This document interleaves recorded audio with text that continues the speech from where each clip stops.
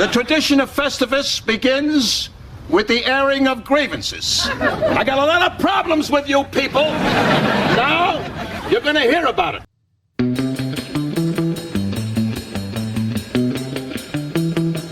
And now, it's time for Your Blog Sucks. Another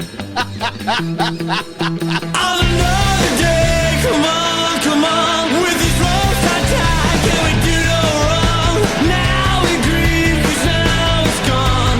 Things were good when we were young. With my teeth bite down, I can see the blood of 1,000 men who have come and gone. Now we grieve, 'cause now it's gone. Things were good when we were young. Used to say, come on. Wasn't right to leave. Come on. Will I ever learn? Come on.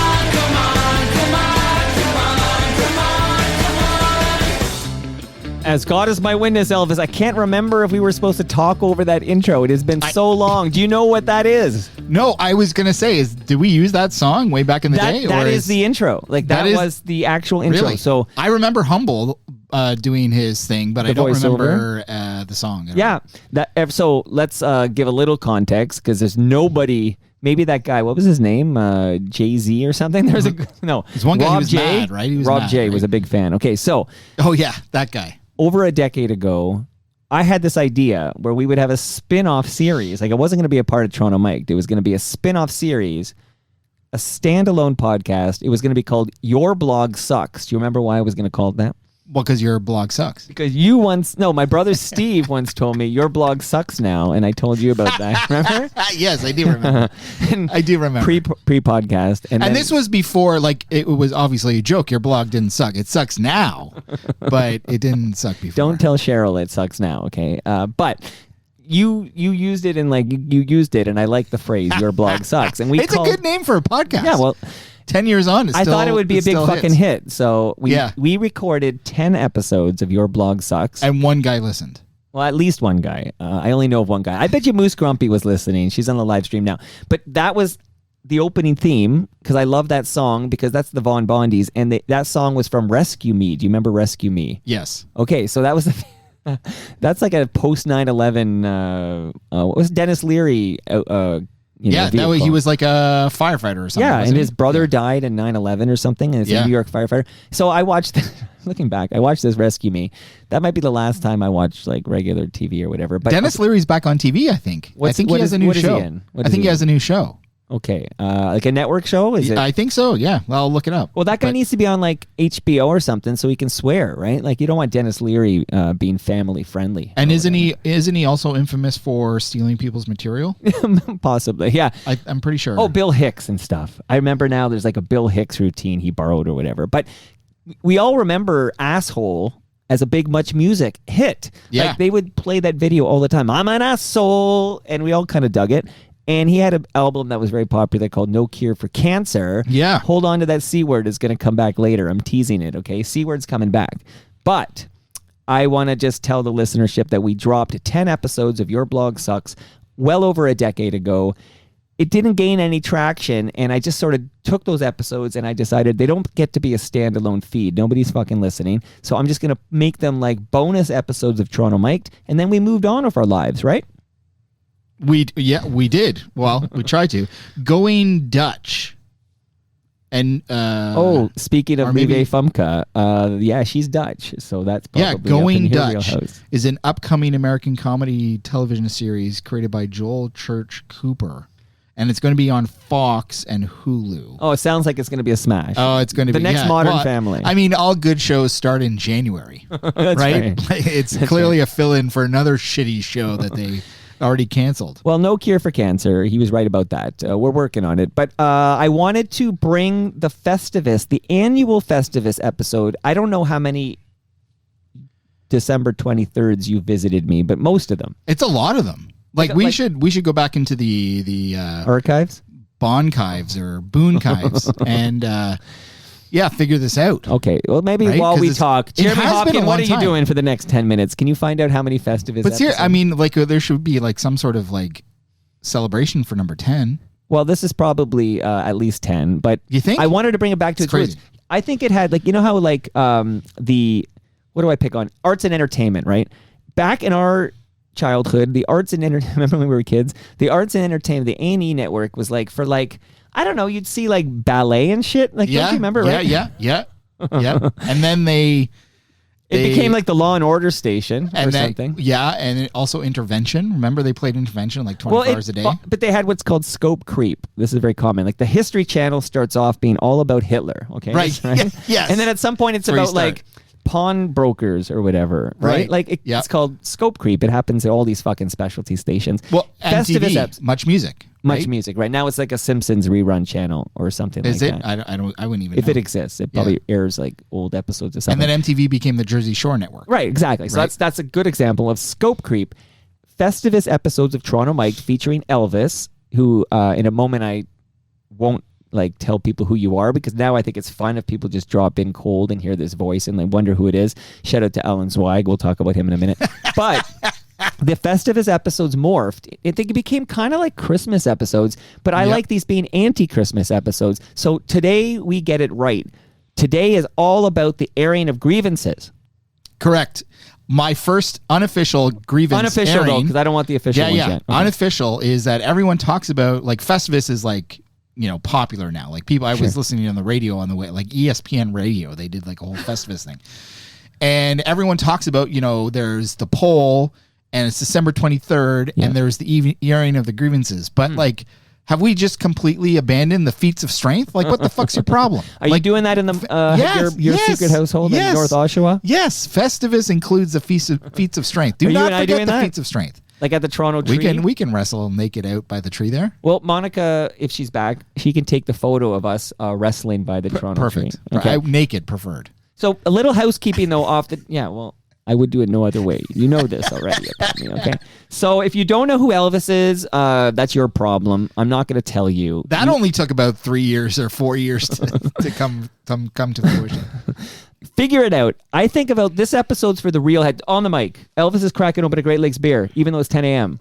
Because in North Oshawa, it's 5 p.m. That's what they say. It's always 5 p.m. in North. I'm going to crack one open too, even though after we record, I'm going to bike to Sugar Beach and drink beers with a FOTM Hall of Famer. Here we go. Oh, Great Lakes is so good. And if you ever listen to Toronto Mike, you'd get into the FOTM Hall of Fame. You know that, right? You're like the Pete Rose. If you just admit you did a bad thing and say you're sorry, we'd put you in that fucking thing before you croaked. Does Pete Rose get in now? Well, now that he's dead, anything's possible. I know, but now you put him in because he's dead? Like, I don't think they can put him in now. Well, yeah. I think you got to so wait. He fucked himself, right? I think you got to wait, like, for another commissioner at least. I don't Maybe want to two. See, I don't want to guess any of your grievances, but I was at the Toronto Raptors game thanks to a ticket gifted to me by Ridley Funeral Home. Oh, nice. And they gifted you something similar. It's a measuring tape, Elvis. So Brad Jones gifts me 2 tickets because Michelle, my oldest daughter, had just arrived back in Toronto because she lives in Montreal during the school year, going to McGill. She's doing great, but I haven't seen her since Thanksgiving. Like imagine you didn't see your daughter since Thanksgiving. That's a long Can you time. imagine? Okay. Yeah. You have multiple daughters, actually, as I recall. I do. So, right. Is she here or is she... She's in Toronto right now, Gotcha. but she's not in this house right now. Right, okay. But, okay, so she's at her mom's house. But she and I went to the Toronto Raptor game, and every quarter was dedicated to a different decade of Raptor basketball. So quarter 1 was the 90s, so a lot of Damon Stoudemire stuff or whatever. Yep. Quarter 2 was the 2000s, and that's what we've decided to call the aughts. And there was a lot, I'm going to tell you right now, there was a lot of Vince Carter love in that room. All I could think about is Elvis would be so mad right now at the love we're giving to this man. I don't want to spoil anything, so just wink if this might come up later. Well, not winking. No, Okay. I'm not. So I'm this not is not talking one about of your. this. No, but Okay. I will tell you. Yeah. My middle daughter was. I'm very proud of her because she auditioned for and made The Toronto Raptors. the Lil Balla's Raptors dance team. Oh, wow. So she dances at 15 Raptors home games. And so she's done That's 4 huge. or 5 of them already. Wow. And every time we go, and I You don't look at the number 15 and you. I don't go watch every game because I can't afford it. We don't get free tickets or anything. Okay. But we've been to 2 games, I think, maybe 3 out of the 5 because of just, excuse me, different things. I went there one time with my son, and I looked up and I said, "See, that's Vince Carter. Do you know who he is?" And my son said, "Yes." And I said, "Never, ever cheer for that man. He screwed that team, and He if stopped I'm the dunking. only person, if I'm the only person that remembers, I remember. and carries that cross, I forgive, though. I will continue to. I'm happy to do that. All right. So that won't be one. I just was worried that I would stomp all over one of your grievances being the retiring of number 15 at But the fuck Scotiabank Vince Carter Arena. and his mom. His mom too. Vince, I am as we know this about each Just other. in case he's so- listening, you're gonna die. And I guess I won't tell people who the fuck you are, because if you don't know, that's on you, okay? Because you've been established over the 12-year history, 12 plus years, 1,600 plus episodes of Toronto Mike. We've established who Elvis is. You co-hosted TMLX 17 with me. Thanks. I'm losing track now. That's a good sign. Yeah. But I'll just tell people that. Well, actually, I'm going to let Alan Zweig tell people. I'm going to save it here. I'm going to save that. So we're going to get to the grievances, but I want to cover a little basis here, including one thing I mentioned to you at TMLX 17, but you didn't seem to recall. Do you know, Elvis, that you and I were in the backyard recording during the pandemic? The Yes, I do remember COVID-19. that. Do you remember the COVID-19 pandemic? Is that one of your grievances?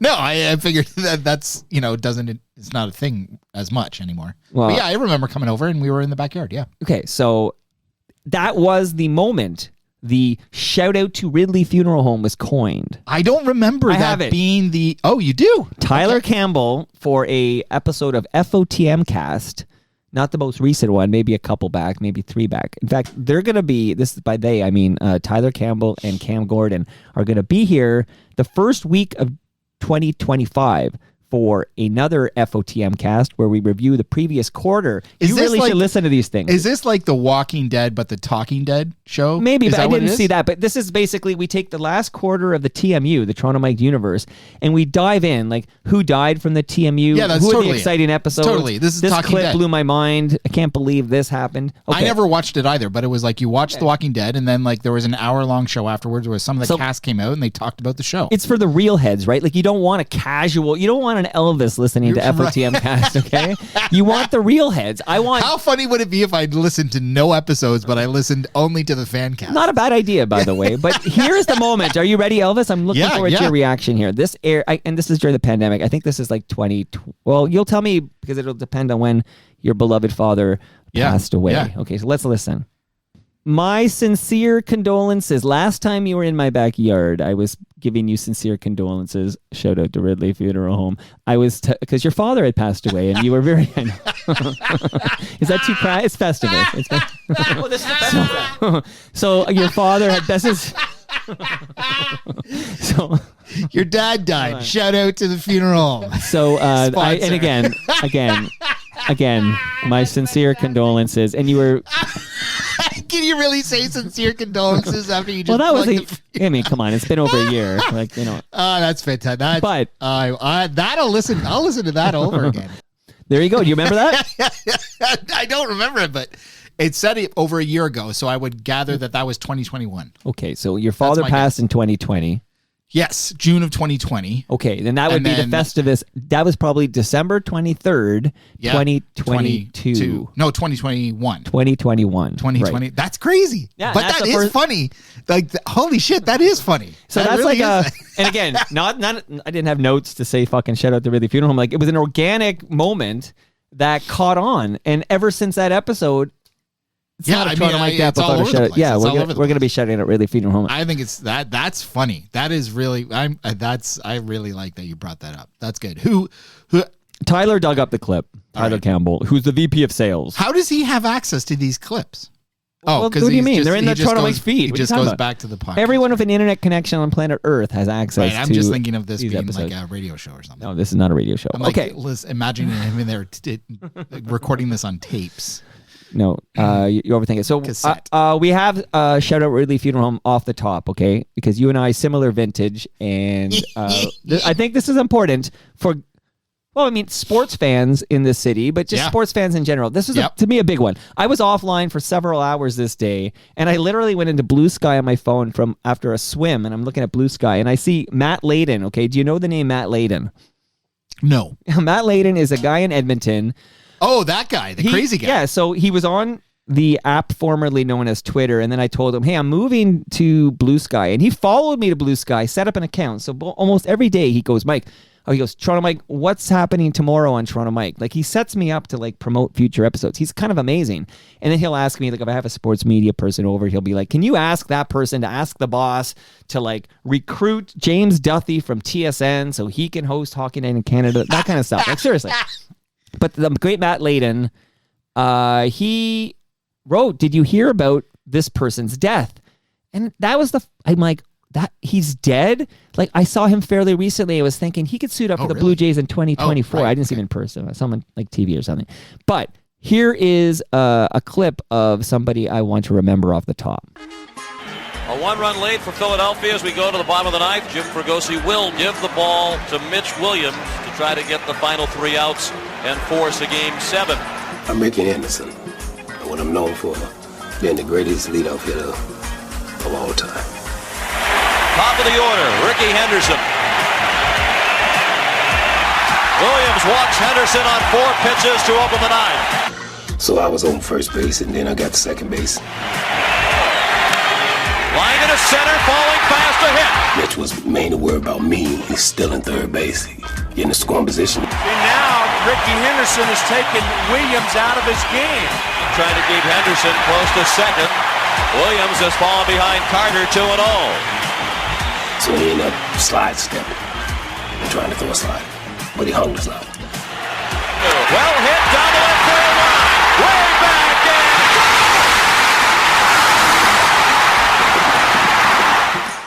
in. It's all me. I think it was all me. Mitch says it's all me. Wasn't for you, Joe wouldn't have never hit that ball.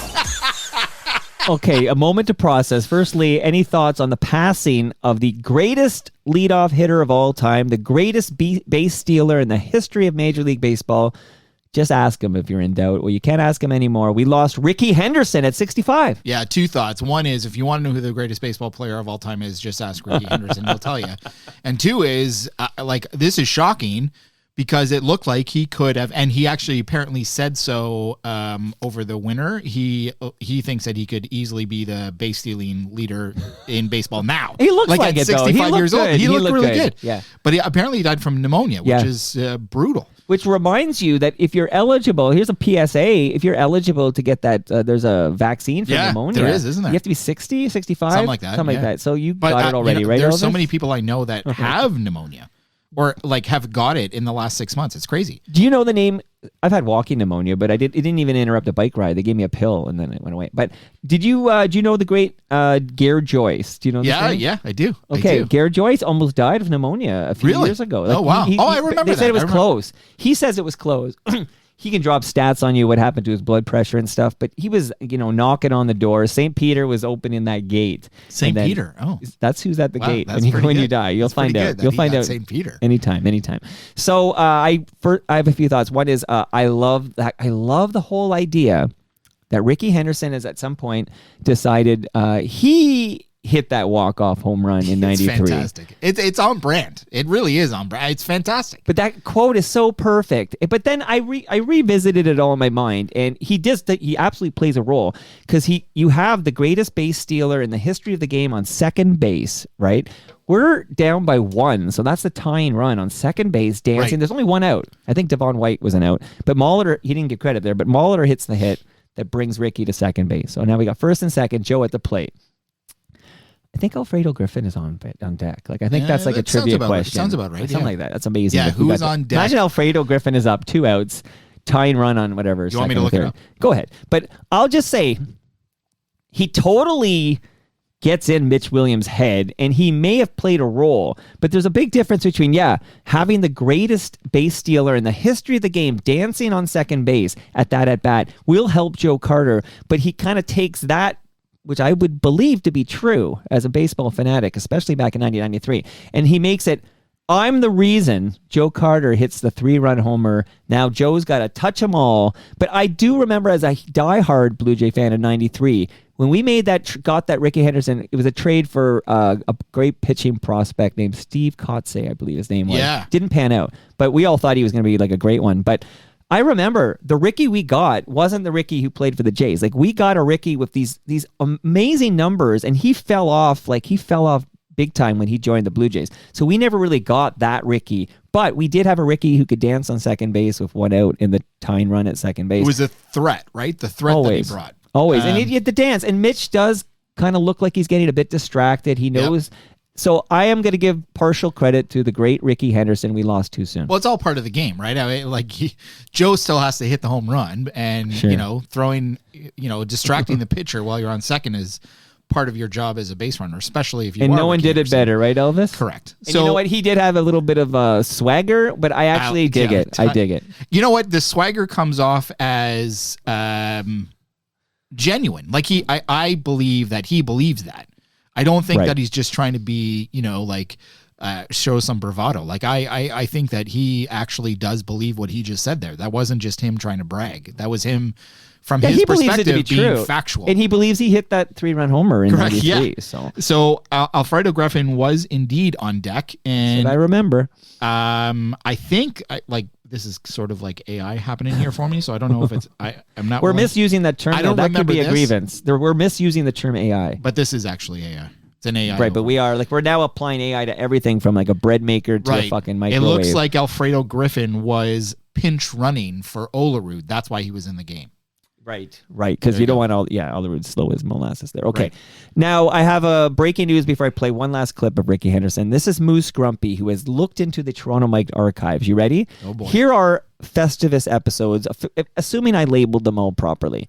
2016, that's one. I'm going to do this one. 2017, 2018, that's 3. 2019, 2020, that's 5. 2021, 2022, 2023, now 2024. That means we're at 9. That's next year is the Big 10. So 2016 is the first one, according to Moose Grumpy. We should maybe go back into the archives and see if there is an episode that was recorded on the 23rd in 15 and just not labeled as Festivus. All right, Moose, just confirm for Elvis. He wants to be confirmed. Okay, well, because you brought it up that maybe it was mislabeled. Maybe it was mislabeled. I'm going to play one more clip of Ricky Henderson. You ready? So, Ricky, now that you're in Toronto, you're probably right into my morning show on the Fan 1430, aren't you? Sure am, Bob. Yeah, I knew that. And you like the way we cover Toronto sports teams in depth every day, don't you, Ricky? Sure do, Bob. So that's why you listen to me, right, Ricky? No, I listen for weather and traffic. It pops in every 10 minutes or so. Hey, a guy like me got to plan his day. The Bob McCowan Show. Everything a guy needs to start the day. Weekday mornings on the Fan, 1430. Weather and traffic? Do you remember these ads? I Elvis? do not remember those ads. No, not at all. But that would be the only time that Bob would ever have an athlete on, was to do a commercial. Commercial. I don't know if that was the case in the morning show, but definitely for primetime sports, he despised having athletes on because he didn't think they have anything good to say. Which I actually agree. Yeah, most of the time they just read like some talking PR, points memo or something like that. I don't have many active athletes. That's a good on this show. show. It shows you how cheesy radio used to be, right? Like that's just. Well, a few fun facts. One, again, shout out to Scott Metcalf who sent me that audio. But in fact, I'm going to put. I wanted to ask you about that. Where did you get Scott that from? Metcalf gave me that. So that's cool. This is some fun facts. One is that was the Fan 1430 before I moved to 590. I remember listening the day that happened and actually physically turning the dial when it changed.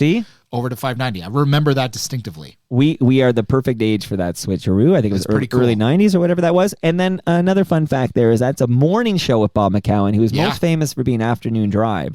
So we forget there was a period of time when somebody else hosted primetime sports. Do you know, Elvis, big trivia before we get to our grievances, who hosted primetime sports? I feel like I know when you say it, but I can't. Well, you will know when I say it because his name is Dan Shulman. Really? So Dan Shulman was the only other host that show ever fucking had. Wow. Dan Shulman, who was in the building when Ricky Henderson hit that 3-run homer, the walk-off homer in 93 to beat the Phillies. When Ricky hit that homer, Dan Shulman was in the building. That's stuck in an elevator, as he told us. But from now on, I'm calling it the Ricky Henderson walk-off. And that was not an accident. It's so great. You should know also, Elvis, because you don't listen to Toronto Mike, that Joe Carter's now in FOTM. He went. I know that. Okay, I knew that. Sure. I knew that. It was at that golf tournament at the went to, right? Joe Carter Classic. That's right. I hope Ricky. I hope Ricky's there in spirit next year when I'm there. I can't believe we lost the great. Where does Joe live these days? Do you know? No, but it's somewhere. I'm gonna guess it's like I couldn't guess actually. Florida, maybe. I don't Yeah, know. is it like where he's from, or is Well, he he's from like in Kansas a- City, isn't he? I don't know. I don't know where he's from. I Well, didn't or ask is him. he like living like in one of the Sunshine States? I don't know. I'll ask him though when I return to the Joe Carter Classic in 2025. You're Maybe going I'll- again. The guy told me I did a great job, so it'll be just me and the fan 590. Is that Kevin Shea? No. Oh. Yeah. Well, we're gonna get that in a moment. We're almost there, everybody. So where was I going again? So Bob McCowan went on to do mornings, and then Dan Schulman, the only other host, Primetime Sports. Did you hear the news that Bob McCowan's done with this podcast? I heard that. Yes. Any thoughts on the long career of Bob McCowan? No, I guess I didn't hear the full question. I answered before I heard the full question. I will say I never listened to his podcast either. So that's what I was going to say. No, I've never listened to it, so I have no comment on it. I can only imagine it was just a really poor man's version of Primetime. Oh, I never heard it. But he had strokes. Like he had multiple strokes. Yeah, which that would affected be his challenging speech. to listen. Someone was commenting about how challenging it is to listen to him. Brian Gerstein, maybe? Maybe. He was last man standing. Especially like right after the strokes. I guess he had gotten a little bit better, but and he's divorced again and all that stuff. Like Well, his wife actually, I think, his ex-wife was a real estate agent who I believe sold second or third. Sure, he has a daughter with her though, and I know he opened up to I want to say FOTM. What's her name? She sounds like a cartoon character. It'll come to me, her name, but she wrote a piece for Rogers magazine when he was working for Rogers, in which he talked about like his daughter and his wife left him, and he was all alone in this bridal path. Or something well, he was now, in the right? bridal path, and she sold that. Right. Who knows what percentage ended up going to her? Right. But now he's in like a nice, I think, poor credit or something like that. But he's a legend. I mean, there's no doubt about it. In Toronto radio, in Canadian radio, he is a legend. He was Rutherford. That's the name of the woman who did the interview, who's been on Toronto Mike. Her name is. Does she have a first name? Yeah, it'll come to me in a minute. K starts with a K. She sounds like a cartoon character. It's unbelievable to talk to her. Okay. Oh, like her voice, you mean? Yeah. Oh, I thought you meant like her name. No. And then when you said Rutherford, I'm like, what the fuck are you No, talking her about? voice sounds like a cartoon That would have been a character. grievance of mine. Rutherford is not a cartoon name. But I know that what you're saying now. So I would say Bob's a legend. I mean, he was one of the first to do like the whole radio simulcast on TV thing. I'm sure someone will argue that there was probably Howard someone Stern did else it somewhere first, else. right? I don't know. Well, Howard Stern it did was it first. pay-per-view, I guess, right? So this was like, on cable. I'm sure someone will argue someone else did it somewhere else. Fine, but I didn't see it. So, I mean, Bob was a legend. He really was. He was unique. He brought a different style of broadcasting to sports talk radio that, won't be duplicated. And, he just had... He just got, I guess, aged out, for lack of a better term, which kind of sucks for a guy like that. Well, he made a lot of money. I think that worked against him the most. Like, I know he got the tap on the shoulder and it's like, your time's up. Right. And they sent him home. Right. And I think it was because of how much he made. Well, I also think that nothing replaced it really. For a small period of time after many, many years, they tried to seemingly bring in Tim to do something similar, and that clearly didn't work out either. I think that lasted for like 3 years. Are you still in love with Sid Seixeiro? I never was in love. I thought you were a big Sid fan. When I he's was on never a Breakfast big television. Sid fan. I liked him more than Sid. I'm not a big Sid fan. Real talk. Okay. Sid is too. He's too out there for me. He's too much. He's too much. He's too much. He's too much. It's too much. I liked him. I He's really fit for liked the pit. I really liked Tim's show. I liked Tim and Sid too, but I really liked Tim's show. But clearly, it doesn't work anymore in today's era. I don't think they care anymore. That's part of the problem. But Could I do. be. You know who be. does care? So two things. Is anyone going to sit down and watch a 3-hour or listen to a 3-hour sports show anymore? I thought don't you were know. going to talk about TMLX 17. No. I mean, is anyone going to do that anymore? People don't. Yeah, even they're read, on TikTok and they need it like quick hits. Give me Right? a- Yeah, people don't read articles anymore. They just read know. headlines, right? So I think the whole See, the environment problem has changed. is the cable companies, they can't afford to cater to the people who can still handle long form. And that's why this stuff has to exist, because we have to go outside. Like I'm not big, like people are like, who's going to do that? Of course, there's people who still crave that, but not enough people for Rogers or Bell to invest in it. So really, it's up to, I'm not going to say it's up to us, but it's up to us, and it's up to who are the independents out there, the Brunts and the Merricks and these people who aren't beholden to the cable companies to create that content, because there's still a bunch of us who do want long form, deeper dives. Well, it'll be interesting once Bell divests itself of all this stuff, and it's just going to be Rogers left, right? Like that'll make it. Does that make it better or worse? I know. I don't know. Perhaps there's an avenue to make it better because they can sort of do what they want to do without worrying about competition. But Big note Who knows? here from FOTM Rob Del Mundo. So shout out to Rob Del Mundo, who reminds me her name is Christina Rutherford, and Christina's with a K, and I knew this, and I'm sorry I had a blank. It's been a while since she came over. She came over with Greg Brady's wife, Rachel Brady. Okay. I don't know if you ever read Rachel Brady in the Globe and Mail, but Mark Weisblot has a great point about Bobcat in 1995, right? So this is 1995. This is Bobcat. 1995. This is Mark Weisblot on Bobcat.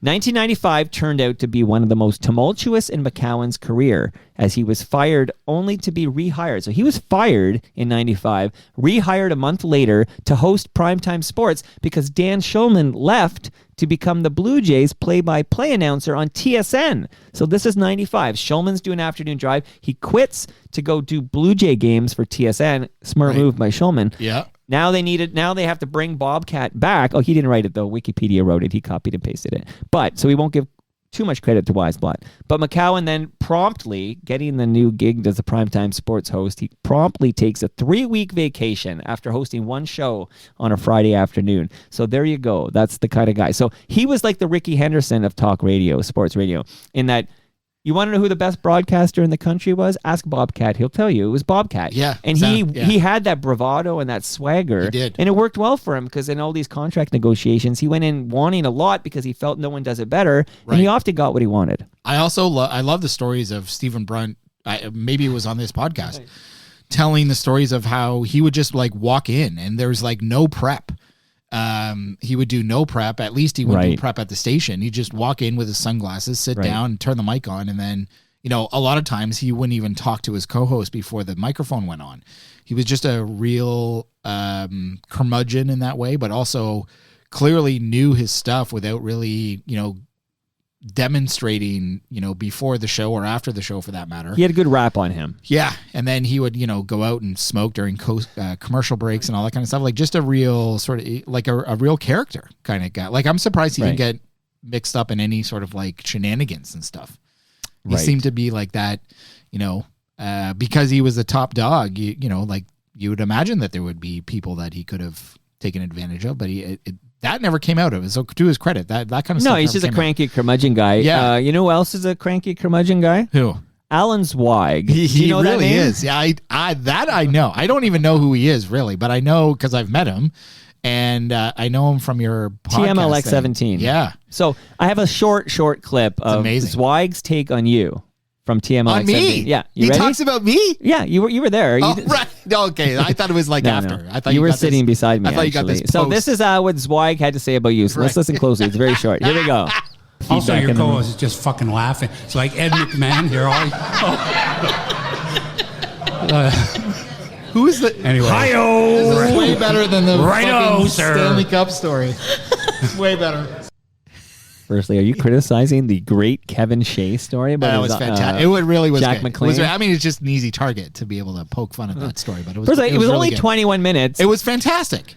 I think it was really great. I know that you were worried about or other people were saying that it wasn't, content wise, not the A greatest few way, people said, "Oh, that's kind of ballsy," for lack of a better term. The fucking podcast was 3 hours long. But yeah, to start what the though, fuck? you opened with giving somebody the mic uninterrupted for 21 minutes. Mm-hmm. But it's not like I was blindsided. I knew the story. I invited him personally and said, "Can we open TMLX 17 with the Jack McLean story?" And you promoted the story. Yeah, like you talked about it. I actually and didn't you know it were was actually 21 minutes. excited. I didn't say. I kind of was thinking maybe this will hit 15 minutes. That's what I was thinking, and it went 21, so 6 minutes more than I expected. But there was no way I was going to interrupt that story to move it along any faster. This is the long. We just talked about this. This is the long form content. And if you that don't people like long clearly form, want. you're not listening to Toronto Mike anyway. Correct. Well, especially the TMLX. Right, like that's an extra long. That wasn't a dig. That wasn't a criticism. No, that's like 3 but hours. That's right. like a really long show, right? Well, I was So at the Humble and Fred Christmas show yesterday at Kelsey's, Yeah. and they went like an hour and change. You're still allowed. You're still allowed to I'm go the- there. I'm the producer. It's still Yeah. okay. Unless they're going to call me at some point. But I They said, I feel like that is like a.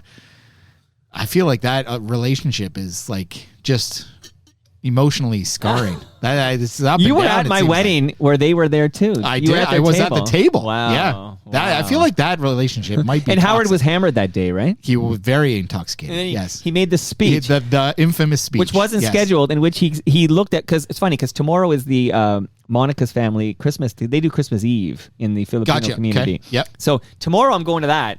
So they're going big tomorrow. You're So going I'll to be- Edmonton? No. Oh. Most of them are not in Edmonton. Oh, they're not anymore? Most of them are. Oh, well, okay. no, her parents are in Edmonton, so the Right. parents won't be at this party. Gotcha. But most of her family's in the GTA actually. Gotcha. So I'll be at this family Christmas thing tomorrow. Is it in Mimico? It's in Thornhill. Thornhill, actually, okay. is where I believe Yep. it's going to be. So you have to drive there. Yeah, well, 100%. This is a driving thing. Gotcha. Got to watch that snowfall coming here. But all this is to say that when Humble Howard, inebriated at the time, took the mic, Incredibly unscheduled, inebriated. his first he made a crack about not understanding my brother's speech, whose birthday was yesterday. Happy birthday, Ryan. But then his next sentence was he looked at the side, and it just turned out that Monica's family was on one side. And they were mostly Filipino people. Well, because their background is. It makes And he sense. said- I mean, it's not like. But he's so crazy. humble, looks at them and says, "Don't worry if you didn't understand. We didn't understand either." Like this whole So ridiculous. right? And was so apparently, crazy. Did he ever apologize for that? I don't know if he apologized for it directly. I can't remember, but he's been banned from the Philippines. Like he's actually not allowed. He's not allowed to travel to the Philippines. He's on like a Amazing. no entry list. What would happen if he showed up here? Humble? Yeah. Well, I'm Like, sure would Monica shiv him? No, I don't think it's that bad. I think Monica knows that he's a radio guy who likes to, and a comic who likes to make bits, and sometimes they're awkward. Like I know Right. sometimes when I'm on, I'll say something stupid because I'm kind of on, and then I realize, oh, like I'm not. It was chill. cringe. It was awesome, but it was cringe. There's no recording of that, by the way. Yeah, which is too otherwise we'd open this episode with it. Okay, That was a fun wedding. So last thoughts, because I have one more clip I'm going to play from TMLX 17. Then we're going to air our fucking grievances, Elvis. And Okay. we each brought 5 grievances to the table, Yeah. and I have gifts I have for you. more. Just to, so I'm gonna. Well, you got 5 I'm gonna main ones, feel. right? Yeah, I'm gonna feel Oh, yeah. feel them out as we go. I like it when you feel me out. Yeah. Okay. Oh yeah. So, any last thoughts on being compared to Ed McMahon, okay, former Tonight Show host? Well, I Alan mean- Swag said, "Who's this guy?" Because I don't think Alan knows who Elvis is, and that's on him. Correct. But this guy is just laughing at your jokes, and I was thinking that's why he's a good fucking co-host. Well, for the these events. joke is incorrect in the sense that I laugh at all the jokes. You have a big laugh. Not just your jokes. And you don't have a lot of jokes. You're not a jokey guy. You did have some good zingers. I'm a sneaky funny guy. There I were a don't do couple of stand-up. good jokes that you did make in TMLX to whatever the fuck it is. 17. And I actually called them out on the show. So, like, you can be funny, but your role is not to be funny, generally speaking. I'm Right. usually laughing at I something got to move else. things along. 21 minutes. You're up, Kevin. Right. Although Let's go. I guess in this podcast I'm laughing at you quite a bit. So yeah, fuck it. Whatever.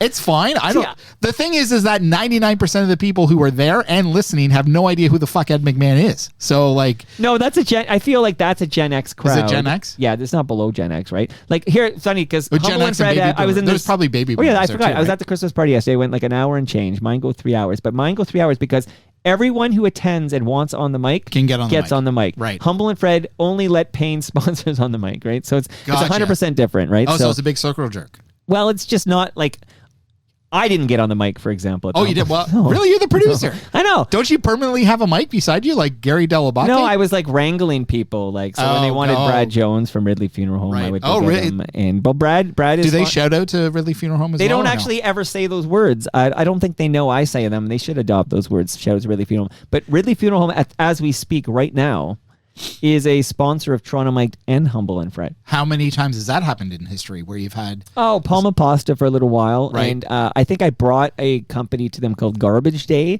that was one of the very rare sales that the VP of Sales made. I remember I used to Right. have that app. And that's an RBC app, yeah. To support you. So I introduced them to Humble and Fred. So there's been a few instances. I think that might be it. I can't remember if stickeru.com ever sponsored Humble and Fred. Maybe Oh, not. right. I don't see but their there's sticker very there few examples. But there is a current example, which is Ridley Funeral Home.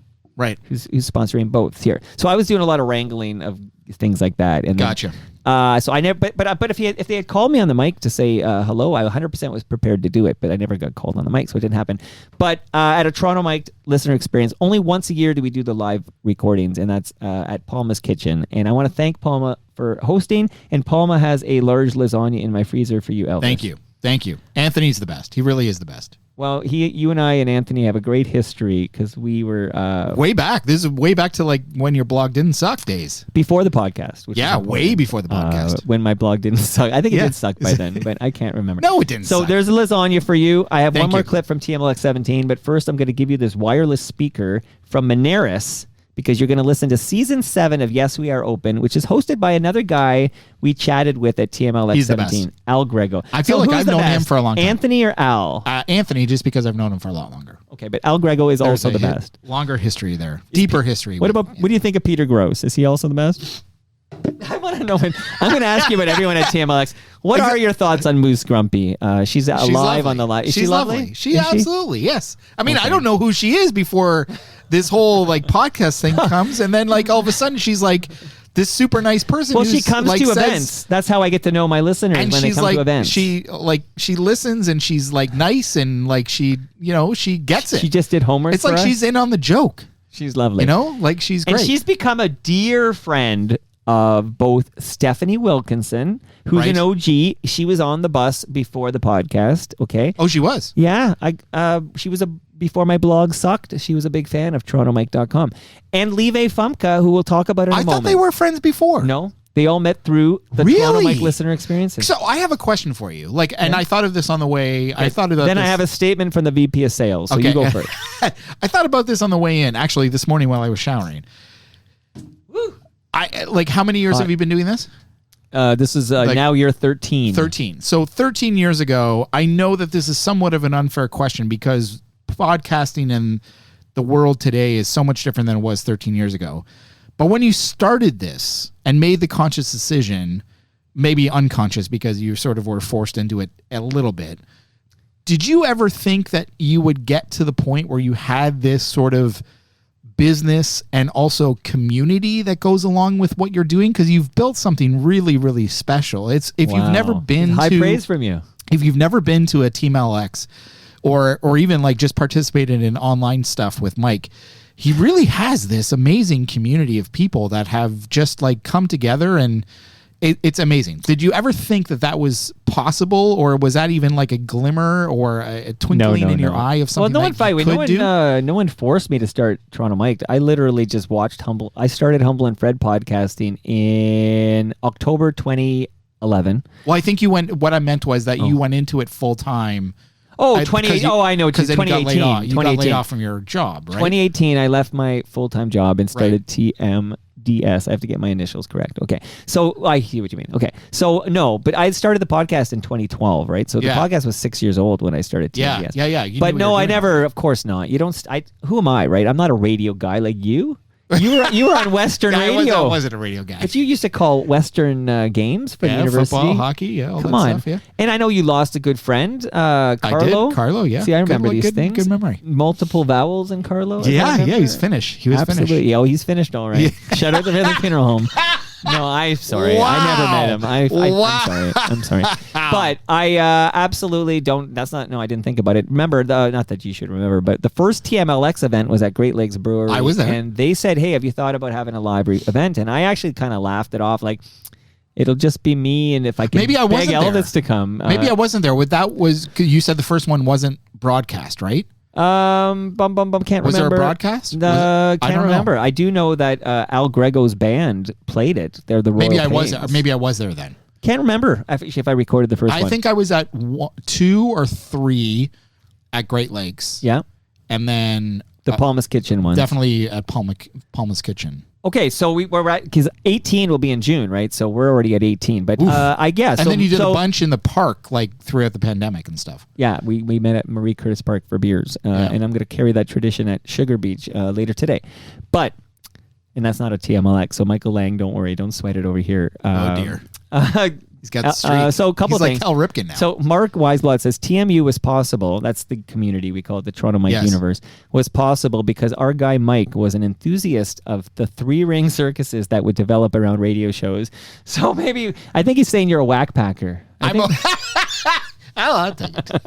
And I got to get this thing in here. If you were a student I don't know if of that's this a demotion university, or promotion. and he's right. If you were a student of the TMU, you understood how this was possible with Toronto Mike. So this thing, and I won't Just 4. I want to shout out 4 people because this is going to be a very somber moment where I shout out Ridley Funeral Home. But this bunch of friendships have come out of the TMLX events where listeners get together and they have one thing in common. They like the same podcast, okay?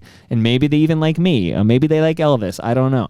But this broad squad I want to shout out because it's going to tie into this clip I'm going to say it is Moose Grumpy, Stephanie Wilkinson, and Live Fumka. But there was a 4th member, Sheila Kanisowicz.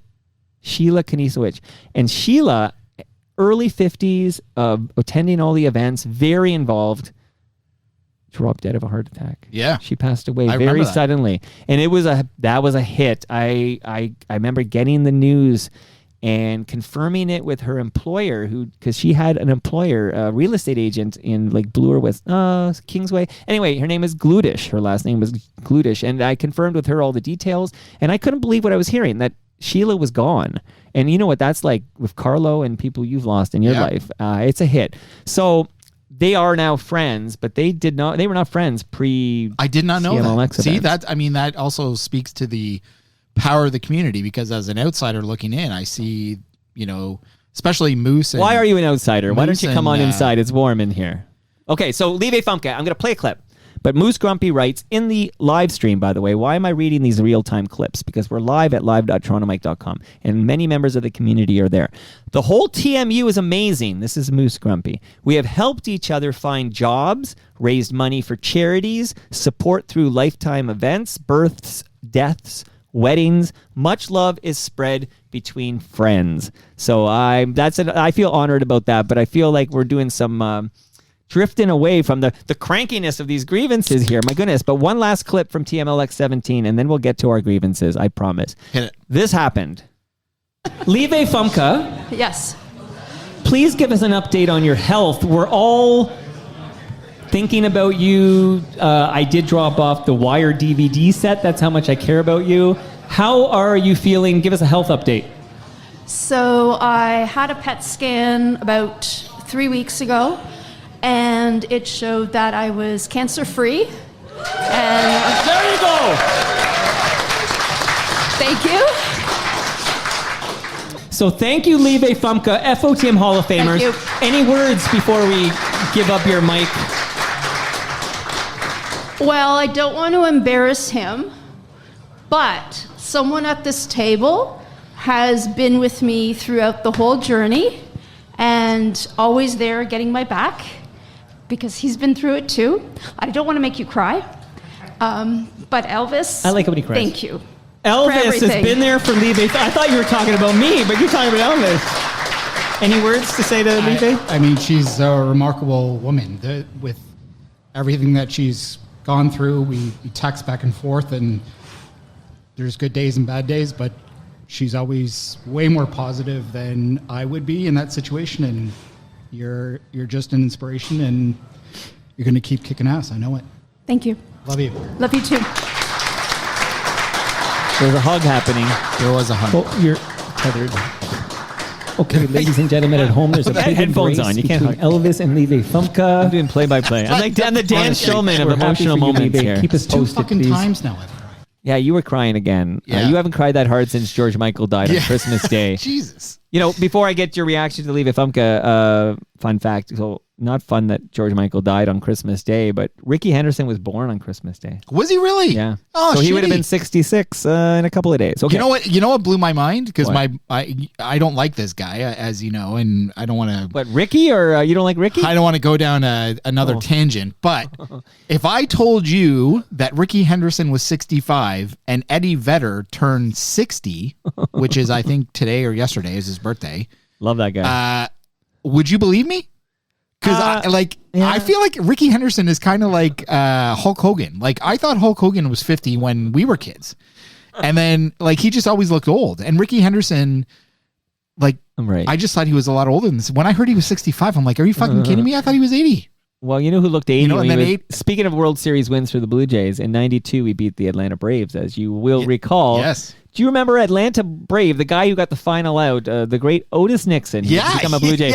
He looked 54, 55 when he was Yeah. playing at the Braves. Yeah, how old is he now? I mean, like He's got to be 100, right? And that's It's crazy. because I want to get back to Levi Fumka. The thoughts on what Levi Fumka said. Now that you can process it and maybe not be drowning in those North Oshawa tears. But hold on, the oh Christ, what was I going to say? I'm praying. You made a very good dark joke. After that, do you remember the dark joke? Of course I do. Yeah, Because it was when I very listen dark, back, you but it notice was it got good. edited out of that. And I'm like, oh, Mike, you can just let a sweet moment happen. But it was TMLX, and my joke was that Levi Fumka was put into the Hall of Fame because she was sick. Right, And if 'cause he she's thought she was cancer gonna free, die. maybe Jesus we Christ. take that back. But that was Holy all a fuck. joke. That was it was 100. Oh yeah. So just last quite point. good. I just remembered where I was going because I'm enjoying my. She's Great not Lakes. listening live anyway, so Oh, good. she's doing. We can say anything we want. Yeah, she's. But Moose is taking notes for her. She's got an appointment. Yesterday, not the whole family, but 4 members of my family sat down to watch It's a Wonderful Life, streaming seen on it. Prime. So I got to it late in life, like in my 30s, but now it's appointment viewing, and I bawl every single time. I bawled last night. Oh, really? Okay. Yeah, every night. But the character, Mr. and people who have seen it, which is a lot of people, Mr. Gower is a key character, okay? He's a pharmacist. Mr. Gower, when George Bailey is like 12 years old or something, Mr. Gower's in the movie, okay? And then Mr. Gower's there when George Bailey is like, I don't know, and it's like 40 or something? I don't know, 35? I don't know how far that movie goes. He's a complete adult. Of course, he's played by Jimmy Stewart. But Mr. Gower does not age. Like, Mr. Gower looks like an old guy when George Bailey's a kid. And at the end of the movie, the final scene on Christmas Eve, a beautiful scene, the bell rings. Mr. Gower is there singing the Auld Lang Syne. And Mr. Gower looks just as old as he did in the beginning of the movie. So it's kind of like, it's wild. Everybody kind of, there's an aging, different actors and stuff. But Mr. Gower, I know there's no CGI in 1947 or whatever the hell, 48. But it's wild when you see Mr. Gower in the beginning of the movie. And then this movie goes a few decades in time. And he still looks exactly the same old man. Mr. Gower, shout out to Mr. Gower. That's not one of my grievances, by the way.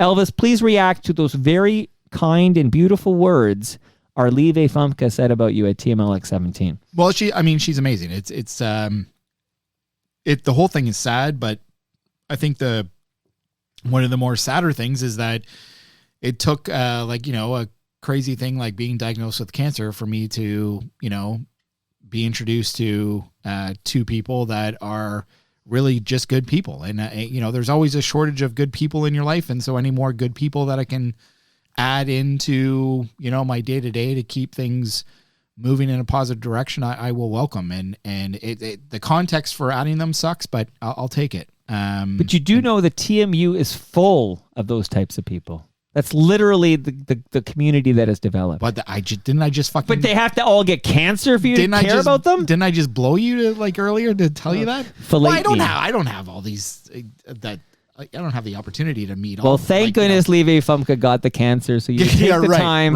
to get to know That's her not and what her I lovely, mean. lovely Holy husband, moly. FOTM. But you know what it is? It is a lot easier to go to these things now because I do recognize people and they're very nice and friendly and lovely to talk to, and you get to know them a little bit better. It's amazing what can happen after you go to a few of these things. Well, I hope like to your VP see of you, sales is a great guy. Oh, I have a quote from him before we get now the grievances are coming. Maybe the whole Langer. episode is teasing the grievances and we never get to it. Okay? That'd be great. We're out of time. VP of sales writes in multiple, because I think we did reference the Garbage Day app, which was a sale by VP of sales. Oh, good. Yeah. And he has also sold, I want to shout out Mike Majeski, another great VP of sales sale. But VP of sales writes multiple sales, because that's 2 I mentioned right there. Big dollars, screwed by COVID. There was a huge thing going to happen with the branch of RBC responsible for apps like Garbage Day. There was a huge deal happening when COVID hit, and everything got paused, and then the principals moved on to other jobs, and this, of course, died on the vine. You've heard of that story before. Yeah. He says, I've sold before, and I will sell again. And I want to say, I believe in you. I'm hitching my wagon to the VP of sales, just like I'm hitching my wagon to Ian Service, just like I'm hitching my wagon to Elvis. I'm going to leave a lot of money on the table, and I'm going to be happy to do so. One of the original episodes I was on was with Ian. Or Ian Service, as I like to Ian, say. I am at your service. Ian Service drove from Guelph to be a part of one of our episodes because he's and a he big had a lot fan. of snow that day too. And he's still a big fan. So He's a love good that dude. guy. He's a good dude Good here. dude. All right, we're ready now. Hold on. Has Stokely ever come to a TMLX? You know what? Because he's a busy guy. He's always got sports stuff, right? He might have been at one at Great Lakes Brewery, but so fun story is a couple of weeks ago, speaking of Ian, sir, I had an issue, and I won't get into the details because it's boring me to even think about it in my head as I formulate it. But basically, there's a USB connection from this board to this laptop, so I can play things on the laptop that go through the board and then go back to be recorded on the laptop. It's a two-way street, this cable. Okay, this cable I'm pointing to right now. Yep. But the two-way street started becoming a one-way street out of nowhere where I would play stuff here. Anything I played on the laptop was not being recorded. Like, it would go through the board, I could hear in the headphones, but it wouldn't be recorded here. So it's now... What's wrong here? I troubleshot the fuck out of this. This should have been one of my grievances. I changed the cable. I changed the laptop. I changed all the parts one by one. I had long convos with Ian Service trying to just talk it out. Sometimes you talk to somebody who knows what's going on. It helps, right? And then I'm talking to different people. So I can't figure it out. The only piece I didn't swap out was the board because I didn't have another board, and they're over $1,000. But then I went to Long and McQuaid, and I put in an order for a board, and I was going to pick it up the next day. Because you actually went to go buy a new board. Because it's 30-day return policy. And if it wasn't the board, I was going to return it. Right. But the only way to know if it's the board is if I return. But then I phone Andrew Stokely, my audio guru who set me up 12.5 years ago. He doesn't answer the phone, but the ring is different. You know when you phone and the ring is different? Like, yo, is he like overseas or something? He was on a beach in St. Lucia. Oh, good Andrew for him. Stokely. But he didn't answer the phone, but he texts me back and he goes, hey, what's up? I'm on a beach in St. Lucia. Yeah. And I said, well, enjoy the beach. Don't worry about me. And then I said, but here's the problem I'm having. Okay. Just in case. We text back and forth for a while. I tell him what I've done. He says, okay, I'm kicking ass with my troubleshooting. I'm doing a great job. He says, have you reset the board to its factory settings? No. Okay. So that would be a big pain in the ass though, right? Because have you customized it a lot or no? Spending $1,100 on a new board or whatever. Yeah, no kidding. Yeah. Anyway, so I'd spent 4 hours troubleshooting this, and I was working around it. I had to do an episode with Luke Sellers and Gear Joyce, and I had to go another laptop because I couldn't go through this one. It was a whole thing. I'm like MacGyver over here putting together Toronto Mic'd episodes. Long story longer, which is the new expression I'm going to use. Yeah. I do the factory reset, fixed it. Okay. So whatever bug, whatever happened was fixed by the factory reset. And that suggestion was put in my head by Andrew Stokely. He's a good dude. That's what we're doing here. We're celebrating Andrew Stokely, who was on a beach in St. Lucia. You know, he does a really good job on Reddit with just that audio guy or something like that? Yeah. He does. He like people ask him questions about Jays games and audio and stuff, and he does he's just super responsive, and he's got quite the following there too. Well, he's good at what he does. He really is. I saw him in Oshawa when he was doing the world. It was it the Canadian curling? Was Canadian Curling Championships or the World Champion? I don't know if the World Championships. Well, if I'm having the World Championship of curling, I'm doing it in North Oshawa. It wasn't in North Oshawa. It was downtown Oshawa. I was in Oshawa last week. Do you know that? I saw you posted that. I was on like, Bloor Street, which I thought was funny. Oh, that's right down in the south end. Right off the 401 or whatever. Okay, so James Patterson, we're about to kick ass of our first grievance, Elvis. James Patterson writes in that his grievance is that he has to work today. Boo to that. Isn't he the guy from Twilight?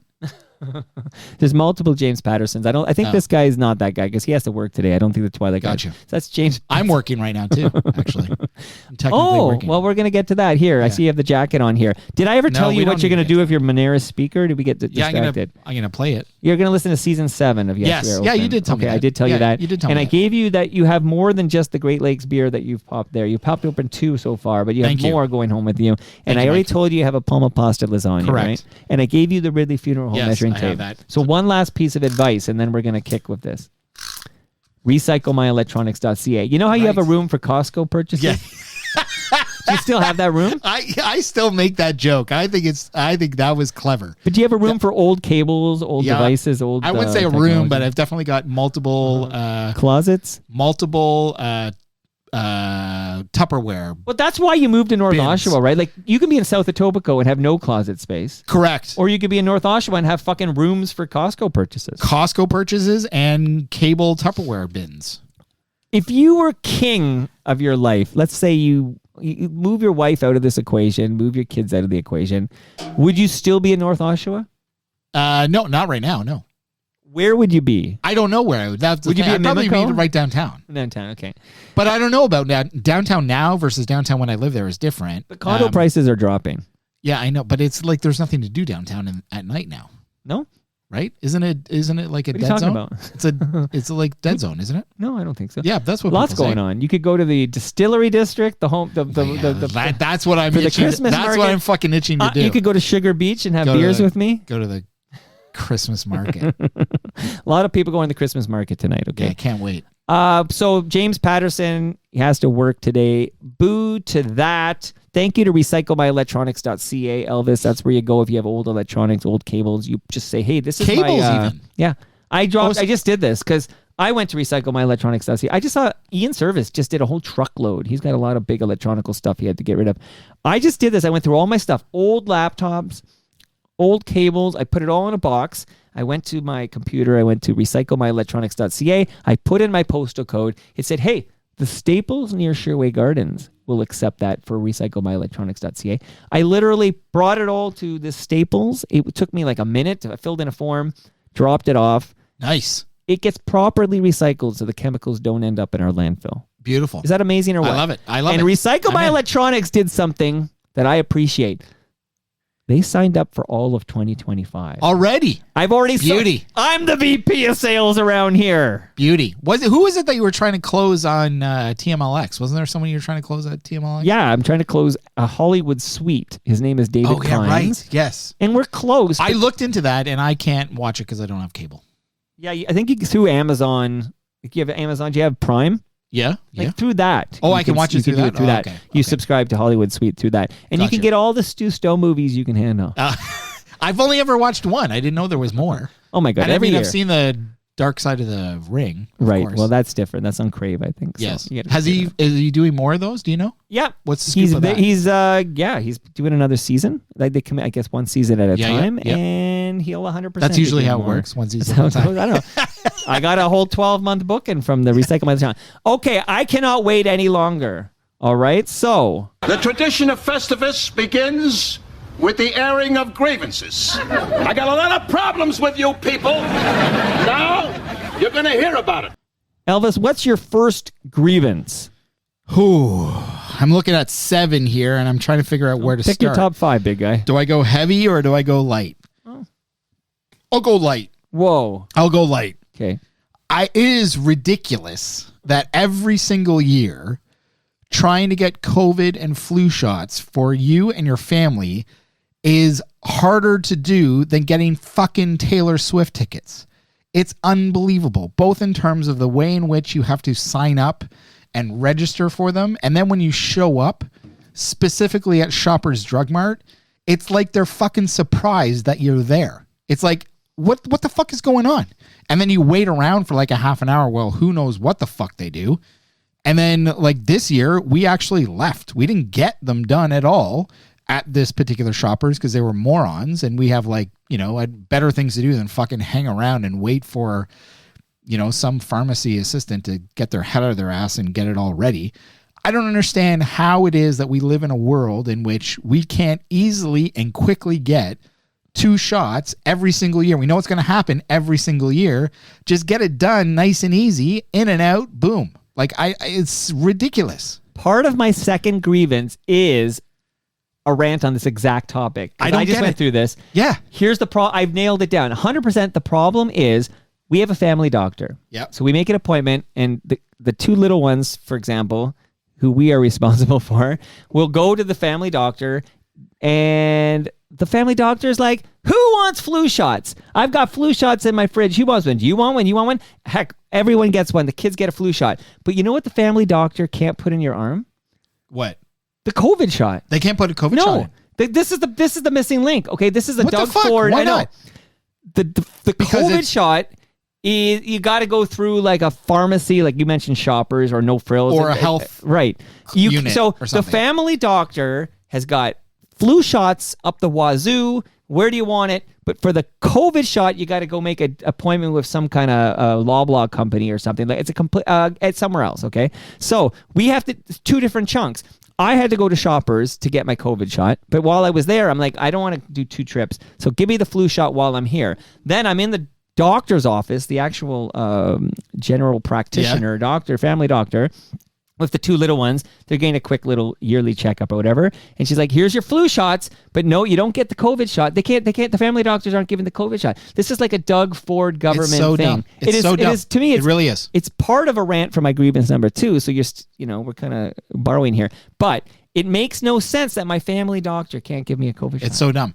To really dive into it, Shoppers has this really extensive application process to get the appointment. And then when you show up, you give them your health card and they have to go in and basically put in all of the information again manually. It doesn't. Oh, they give you the form. I got a form. It and doesn't I have to fill transfer it out. over. It's so dumb because know? I question them. I'm like, what are you doing? Everything's there. Right. And I know it's them. It's Shoppers, because I took the family to Costco in the pharmacy, which we don't normally go to. See, I go to Costco. We go to Costco all the time, but just not the pharmacy. Right. I should now, because we walked in, we said, hey, we have an appointment. They sat us down. Yep. Everything was already in the computer. I got the fucking email from the government saying I had my COVID shot and my kids had their COVID shot before the shot was even in their arm, because they literally did the paperwork and then boom. It was all 100%. What I filled out, the form itself was a pain in the ass, but I did it all in advance from my home and then didn't have to sit there while some pharmacist did it again. Shoppers is get the fuck out of my healthcare. Fuck you. Fuck you hard. Love this grievance. You're and this is the light. That was the light. I got to shout out COVID. You know what? I turned 50, so you'll get there in 5 years when you get to turn 50. Yeah. How soon before you're celebrating big 50? Year and a half. Year and a half. You're almost there. You're catching up. Oh, because my oldest brother, I guess he is my older brother. He turned 48 yesterday, so you're it's a good vintage. Similar vintage. Good vintage. So I had eligible for the Shingrix. It's for shingles vax, but you pay out of pocket. My mom had shingles, and it was she's still feeling it's brutal. Well, I made the decision that I will pay out of pocket. Why do you have to pay for it? Because it's 65, I think. But you can get it when you're 50. You can get it when you're 50, but you got to pay out of pocket. So I don't have. It's funny because my wife works for a big bank. I don't have a fucking drug plan. Do you mind saying how much it costs? 200 and change. Oh, here's okay. So quick story on this. It's a big bill. I line up.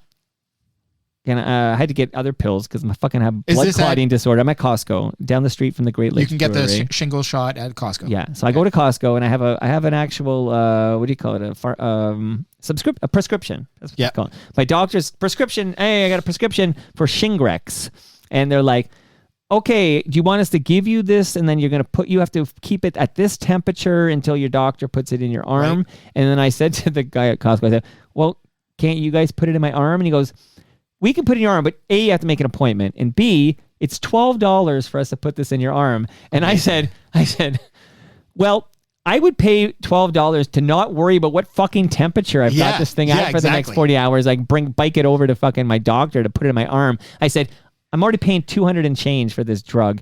I'm happy to pay $12 for you to put it. So I make an appointment right there. I had to come back the next day. I bike over to Costco but you're right. Once you have the appointment, very quick, you sit down for about a minute or two, you go in, you get the shot, and it's done. So I have but you get 2, but they're 6 months apart or something? Less than that, but 2 to 6 months or something. Right. But I have the first shingles vaccine in my arm, Elvis. Beauty. I love it. I paid $12 whole so shingles, that the person at you have Costco, to pay $12 again, I guess, right? I guess so, yeah. I guess that's their charge for sticking a needle in your arm or whatever is $12. So I love your first grievance. It ties in with my second one. That's a spoiler. But you ready for my first grievance? Should I play that stinger before each grievance? Do I play this before each grievance or is that too much? The tradition of Festivus begins with the airing of grievances. Oh, I should have cut it right there. I got a lot of problems with you people. Now you're going to hear about it.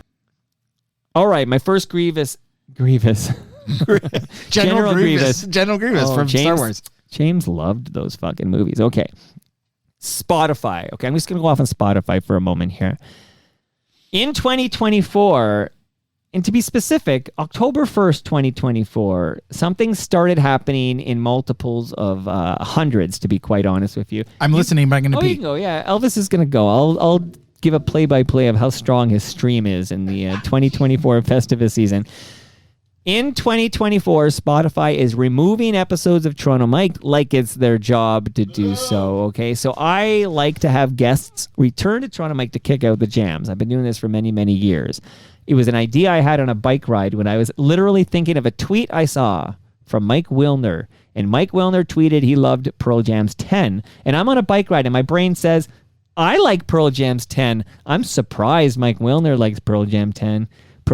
What else does Mike Wilner like? And then I thought, what if Mike Wilner came over and we played his 10 favorite songs of all time and we listened together and we talked about those 10 songs? What does that song mean to Mike Wilner?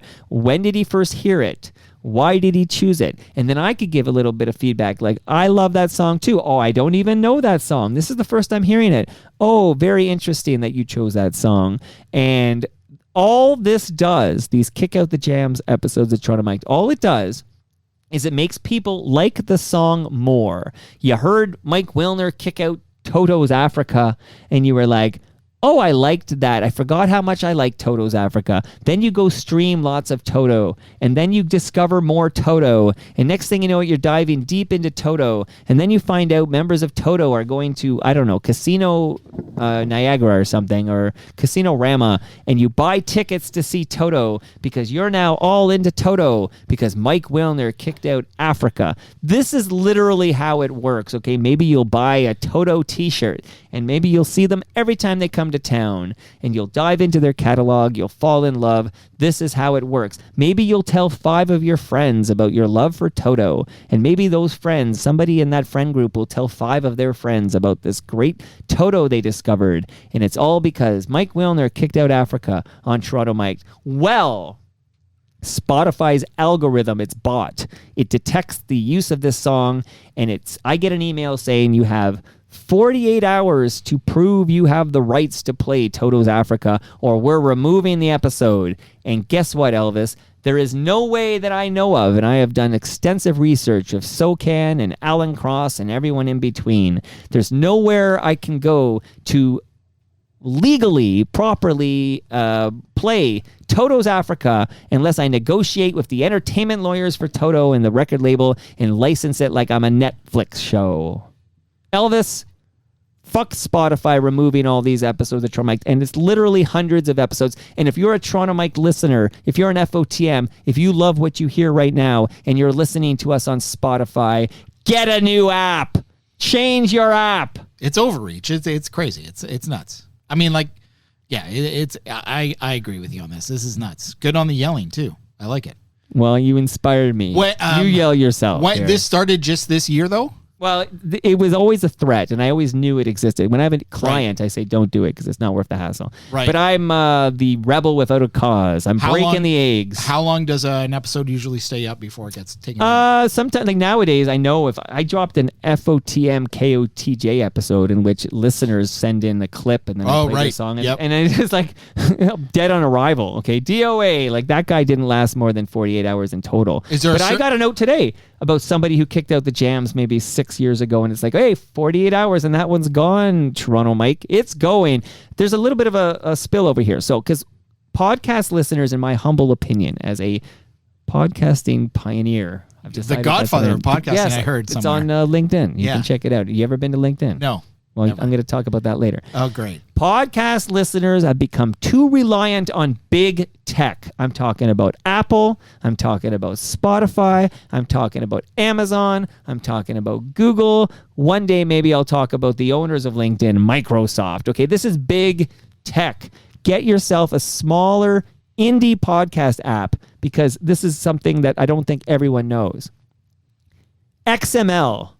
Extensible markup language. It is non-proprietary. It belongs to everybody. It's the democratic, egalitarian beauty of podcasts. Apple, Spotify, Google, Microsoft, they don't own XML. It belongs to us. Therefore, in theory, Ian Service and I can go away and in a couple of weeks launch a new app that will parse an XML file and essentially play a podcast for you. So don't rely on those big tech companies to listen to podcasts. Go find a smaller, independent, indie podcast app, and you won't have this issue. What should I use? Well, are you an Apple or Android man? I'm an Apple person.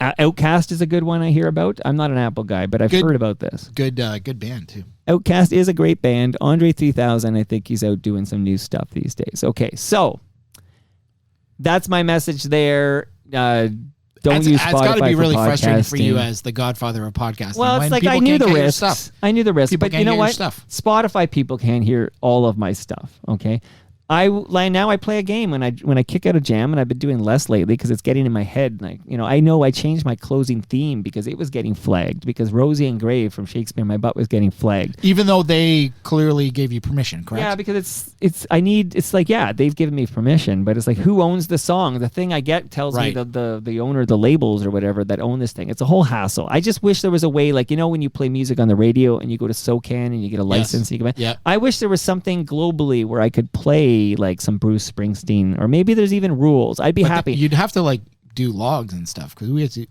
music logs and stuff. But at least I'd have some. Here's my certificate number, Mr. Spotify, and YouTube does this to me too. That's why I don't live stream on YouTube. It's a pain in the ass. But we do have live.torontomike.com because no one's policing that, and there are many podcast apps that don't give a fuck if I play Bruce Springsteen or Neil Young or whatever. Anyway, that's my first grievance: the fact that Spotify in 2024 has decided to remove hundreds of Toronto Mic'd episodes because yes, I play the Beatles. It's a good one. That's a good grievance. Yeah, I got 4 more, everybody. So buckle up. Yeah. Okay. Again, what's our decision? Am I playing that bumper for everyone, or we just go? Just go. Because I could play that for everyone. Sure. There. George Costanza's Frank Costanza. Shout out to Ridley Funeral Home. Go ahead. My next one is about our good friend Taylor Swift.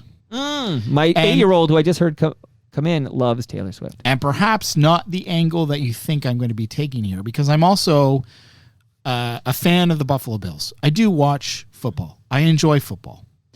And there has been a lot of consternation. Is that a word? That's the word, That's a word. It's been a lot of consternation over the last year or so since Taylor Swift has started dating Travis Kelce from the Kansas City Chiefs. And there are people out there who are seemingly upset about the attention that Taylor Swift, Kelce, and the Chiefs are getting as a result of this romance, whether it be fake or not. You can decide as to whether or not you think it's an authentic relationship.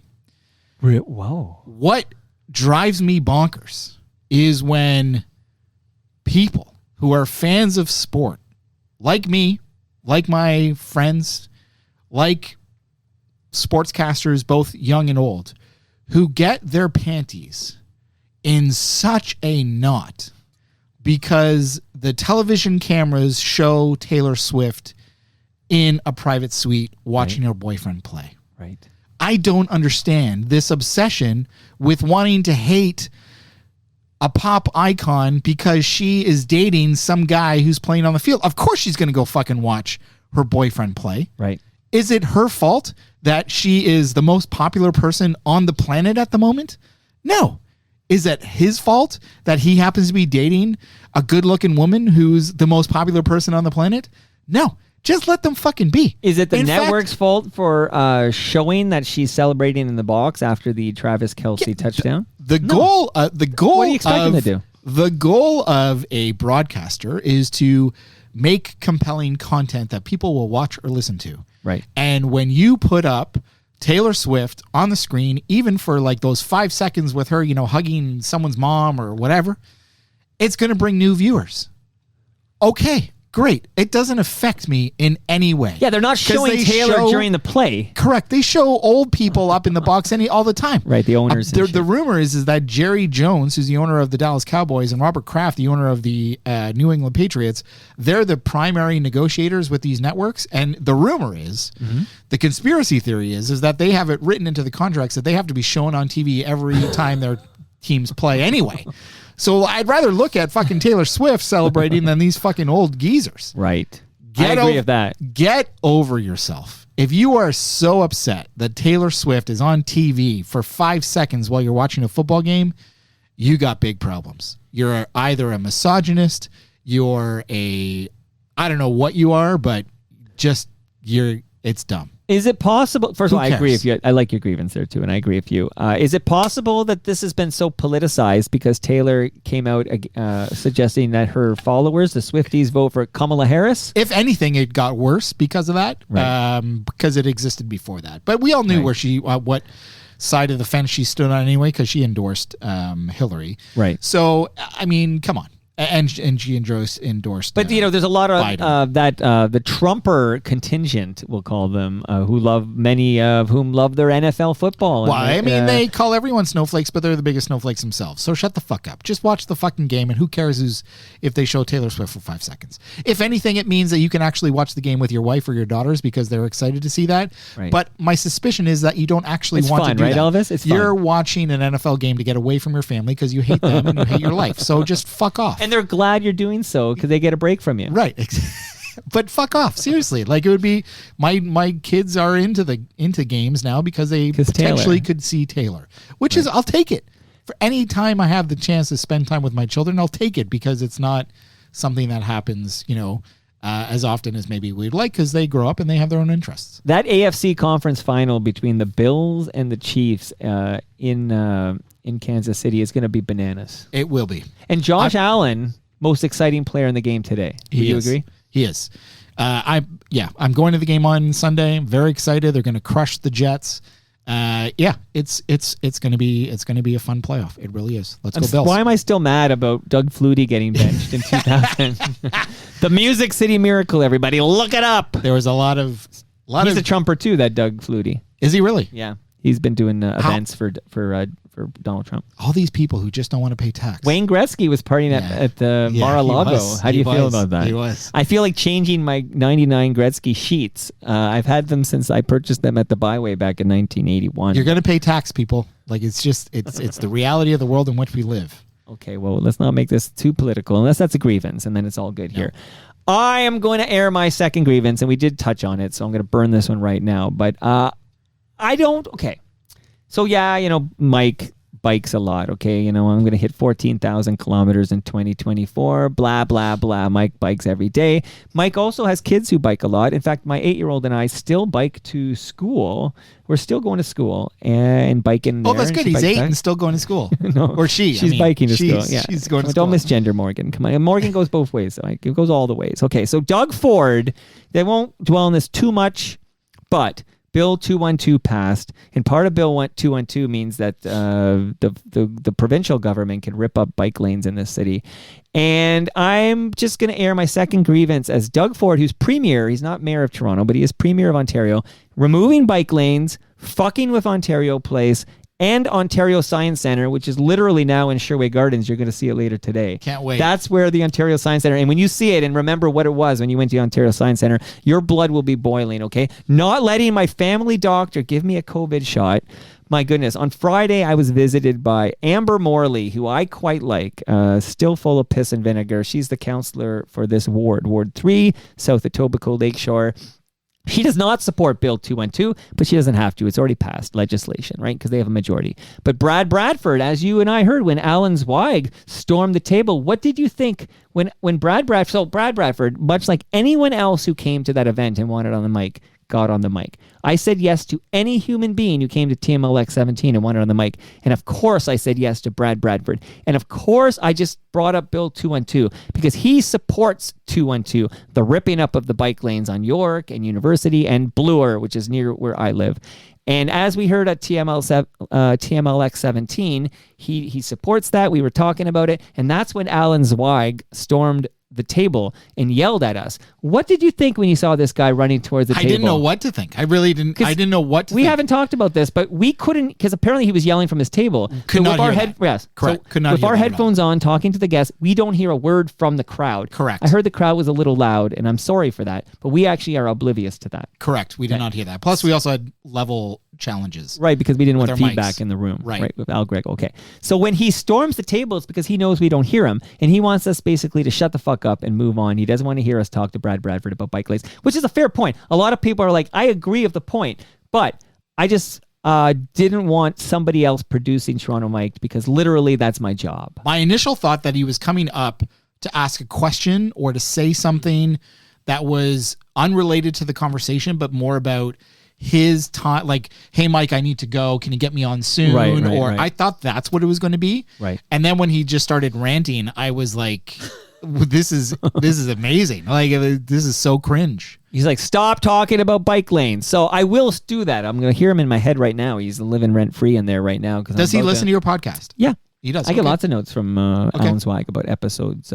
He was one of the guys, he was really angry that I took, and I didn't put this in a grievance because it's not really from this year, but I was really disappointed and hurt by what I saw as intentional deception by Buffy St. Marie. Right. And it really, and I just talked about it with an Indigenous man on Toronto Mike the other day, because I will point out I heard that was an Indigenous man. It was a great episode.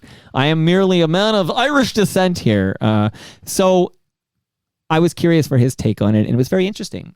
He wants, not only should she give back her Junos so they can go to people they belong to, they should have gone to, but give back the Order of Canada because she's not Canadian. Yeah. Buffy St. Marie, that's a prerequisite. Okay.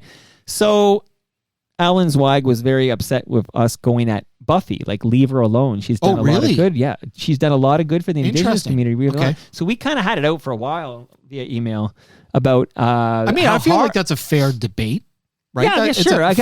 But I have the right to be disappointed and hurt by it. And again, all I knew was what I saw on the Fifth Estate. It's not like I had done my own research or whatever. Right. So, right. But it was compelling, and the Fifth Estate is not Joe Blow's podcast blog. This is a CBC with lawyers going through everything, and they're doing a great job on that.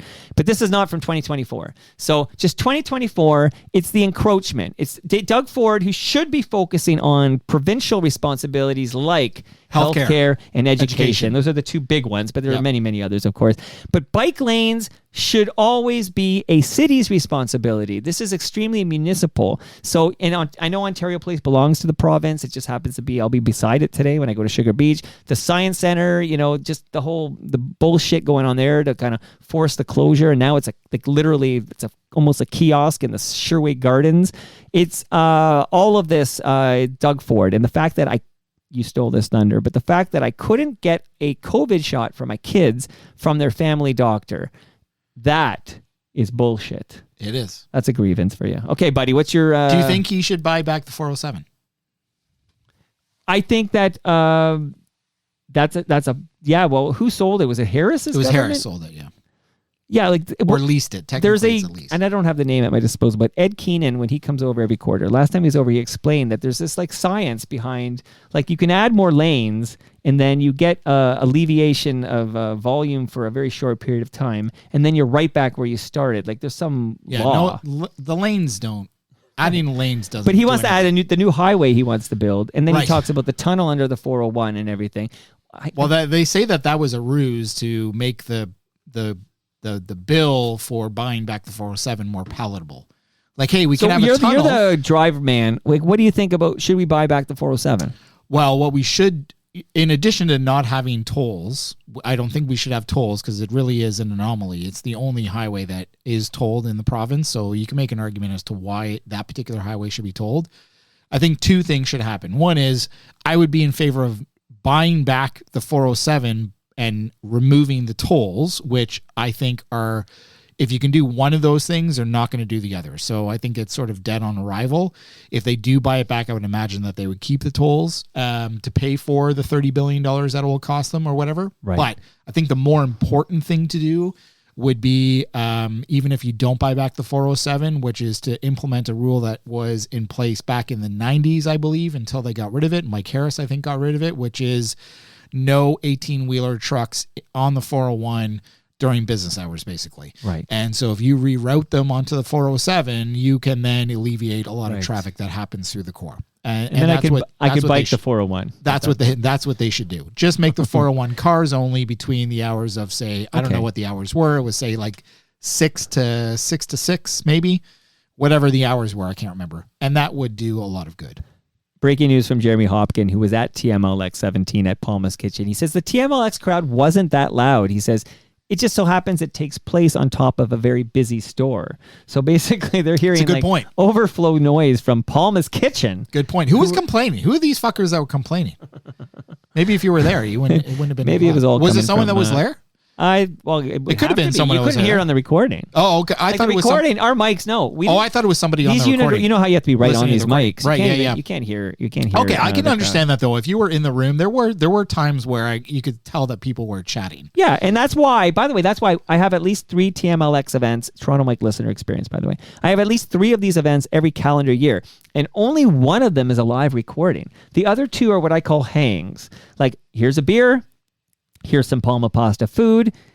Mingle, hang. That's what it's going to be at Great Lakes Brewery in June, and that's what it's going to be at the GLB Brew Pub in September. Right. And then we'll be back at Palma's Kitchen for another recording. So we're literally down to one such event every year where I record, and that doesn't really lend well to like chatting up other FOTMs you haven't seen in a while. Right. So gotcha. I understand that. Okay. Your next grievance, Elvis. Okay. You want to get the song ready? Yeah, you want to play it right now? No. Don't play it yet. Okay. I'll let you know. I'll cue you up. Okay. So a friend of mine, with all... You have a friend? Yeah.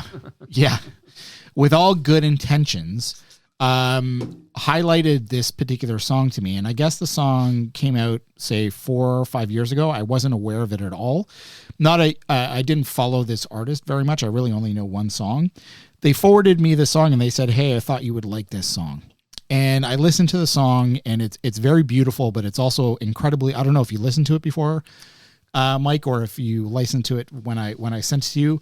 But no, I didn't know the song. The lyrics are incredibly powerful. Okay. And my grievance is that it is a beautiful song, but it is heartbreaking and very challenging to listen to. Wow. But I also have this weird obsession of watching reaction videos on YouTube to people watching this video. I haven't heard this. It is you only need to play the first verse and then the chorus. Do you want to watch me react to it? I actually I loaded it up, but I didn't listen. Okay.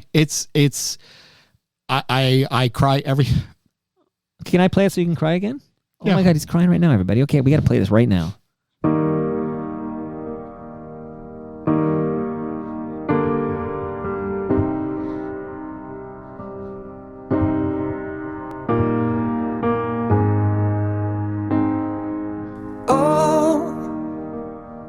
Before they turn off all the lights, I won't read you your wrongs or your rights.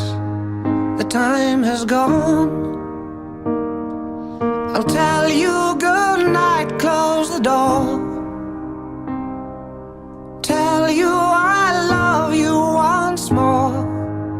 The time has gone, so here it is. I'm not your son, you're not my father. We're just two grown men saying goodbye. No need to forgive, no need to forget. I know your mistakes and you know mine. And while you're sleeping, I'll try to make you proud. So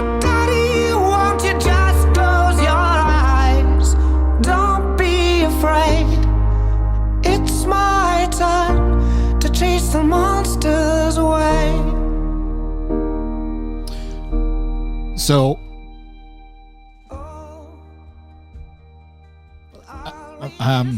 when my father passed, he was in his bed and I went up to him, and I don't know if he heard me or not, but I told him that he was a good dad and I loved him, and he died shortly after. And this song brings me back to that particular time where James Blunt is sort of putting in words that I couldn't, where it was almost like I was telling him that, hey, Pa, I got you. And so my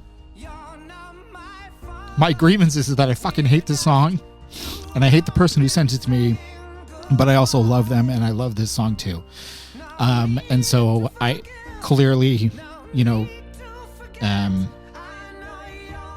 still processing my father's passing, even though we weren't. The crazy thing is that we weren't incredibly close, but clearly close enough. And so, this has just been a big part of my life since it was introduced to me about 4 or 5 months ago. To chase the monsters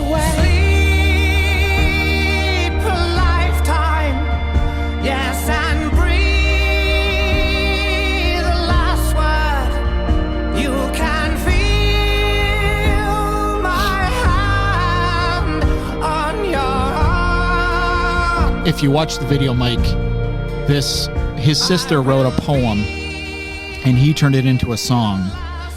Their father was diagnosed with stage 4 kidney disease, and the video is just James singing the song, and then eventually it pans out and his dad is there with him, and that part where it says, "Put your hand on my shoulder," his dad, it was all done in one take and it wasn't scripted, and his dad puts his hands on his shoulder or on his arm.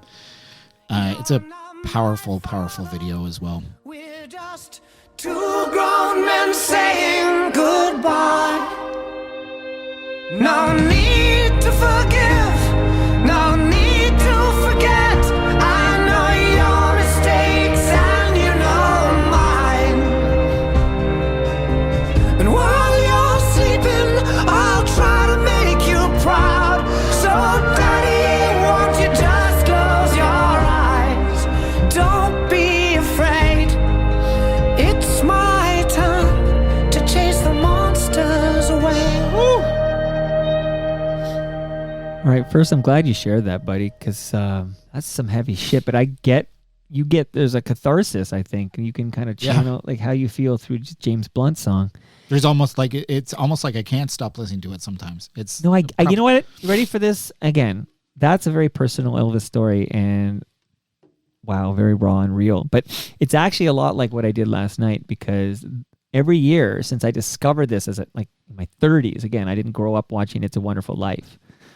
I knew about it because Simpsons parodied it. It was everywhere. I know It's a Wonderful Life. I knew the characters. I got the vibe. Never saw it. Like, I'm not going to watch a black and white. Is that the one with the bell? Yeah. Yeah. So I'm not going to watch this 1940s black and white thing or whatever. And then I think, what is all the fuss about? Let me just watch this stupid thing. I watched it alone, like, I don't know, 10 years ago or something. Every year now, and the kids watch it with me because they're going to see Daddy cry, and they know it. But I think it's the same thing you're getting out of that song, where I can't spoil a fucking movie. It's like 80 years old or whatever. But spoiler alert.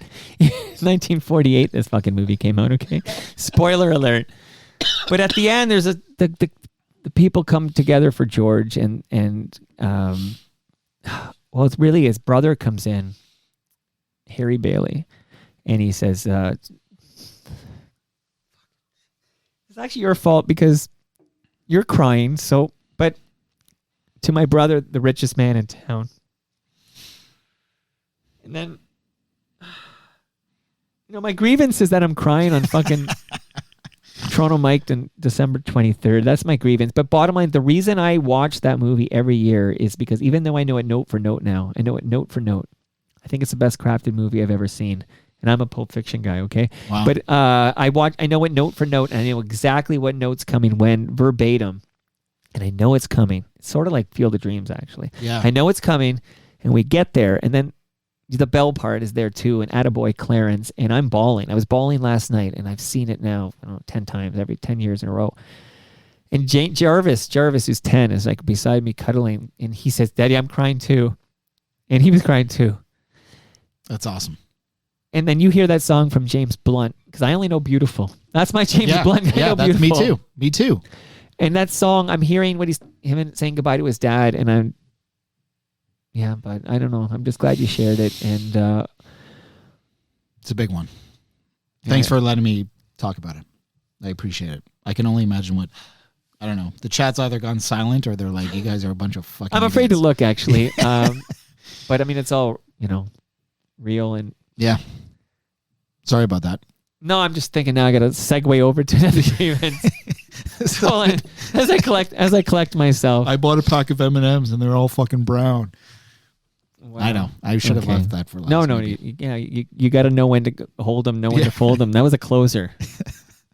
Blunt is for closers only. You know that. Okay. So now I'm going to totally change. It's funny because I'm drinking a Burst. I love Burst. IPAs. Am I less of a man if I drink IPAs? Be honest with me. No. Why would you say that? The problem with IPAs is that some breweries go way crazy and be like, let's make it the most sour, highest alcohol content that we possibly can. And it's just not a beer anymore. It's like a... Right, it's like an RTA or whatever that's called, the ready to RTD or whatever. But okay, so I enjoy the Burst, and I'm bringing some to. We're gonna drink a beer of Cam Gordon. at Sugar Beach. I'm going to bike over because the snow apparently doesn't come till 4. So I'm going to try to get this ride in before 4.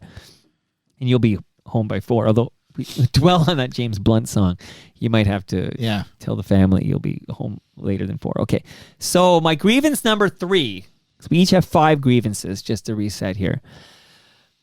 It's about Twitter. So Twitter is where Cam Gordon was the director of communications for Twitter Canada when I met him. And I used to love this app. So with all due respect to the very respectable and lovely LinkedIn, okay, Twitter was my social media platform of choice. Like for 15 years, I would check Twitter several times a day. I tweeted tens of thousands of times. It just suited the way my brain works. It's like this stream of consciousness snippets, and it was easy to share. It was like, okay, this is how my brain works. This is how my things flow through my fingertips or whatever. Twitter matched it up pretty perfect, and I kind of curated this following list and then totally dug that app for 15 years. And only app I enjoyed checking, actually, and I checked it multiple times a day. Again, for 15 years. And then Elon Musk bought Twitter, and now here we are a couple years later. First thing I think on Elon Musk's to-do list when he bought Twitter was fire Cam Gordon. I think that was number 1, and then he went from there. But now I hate fucking logging in. So you're like, Mike, you can delete that account, and you're 100% right.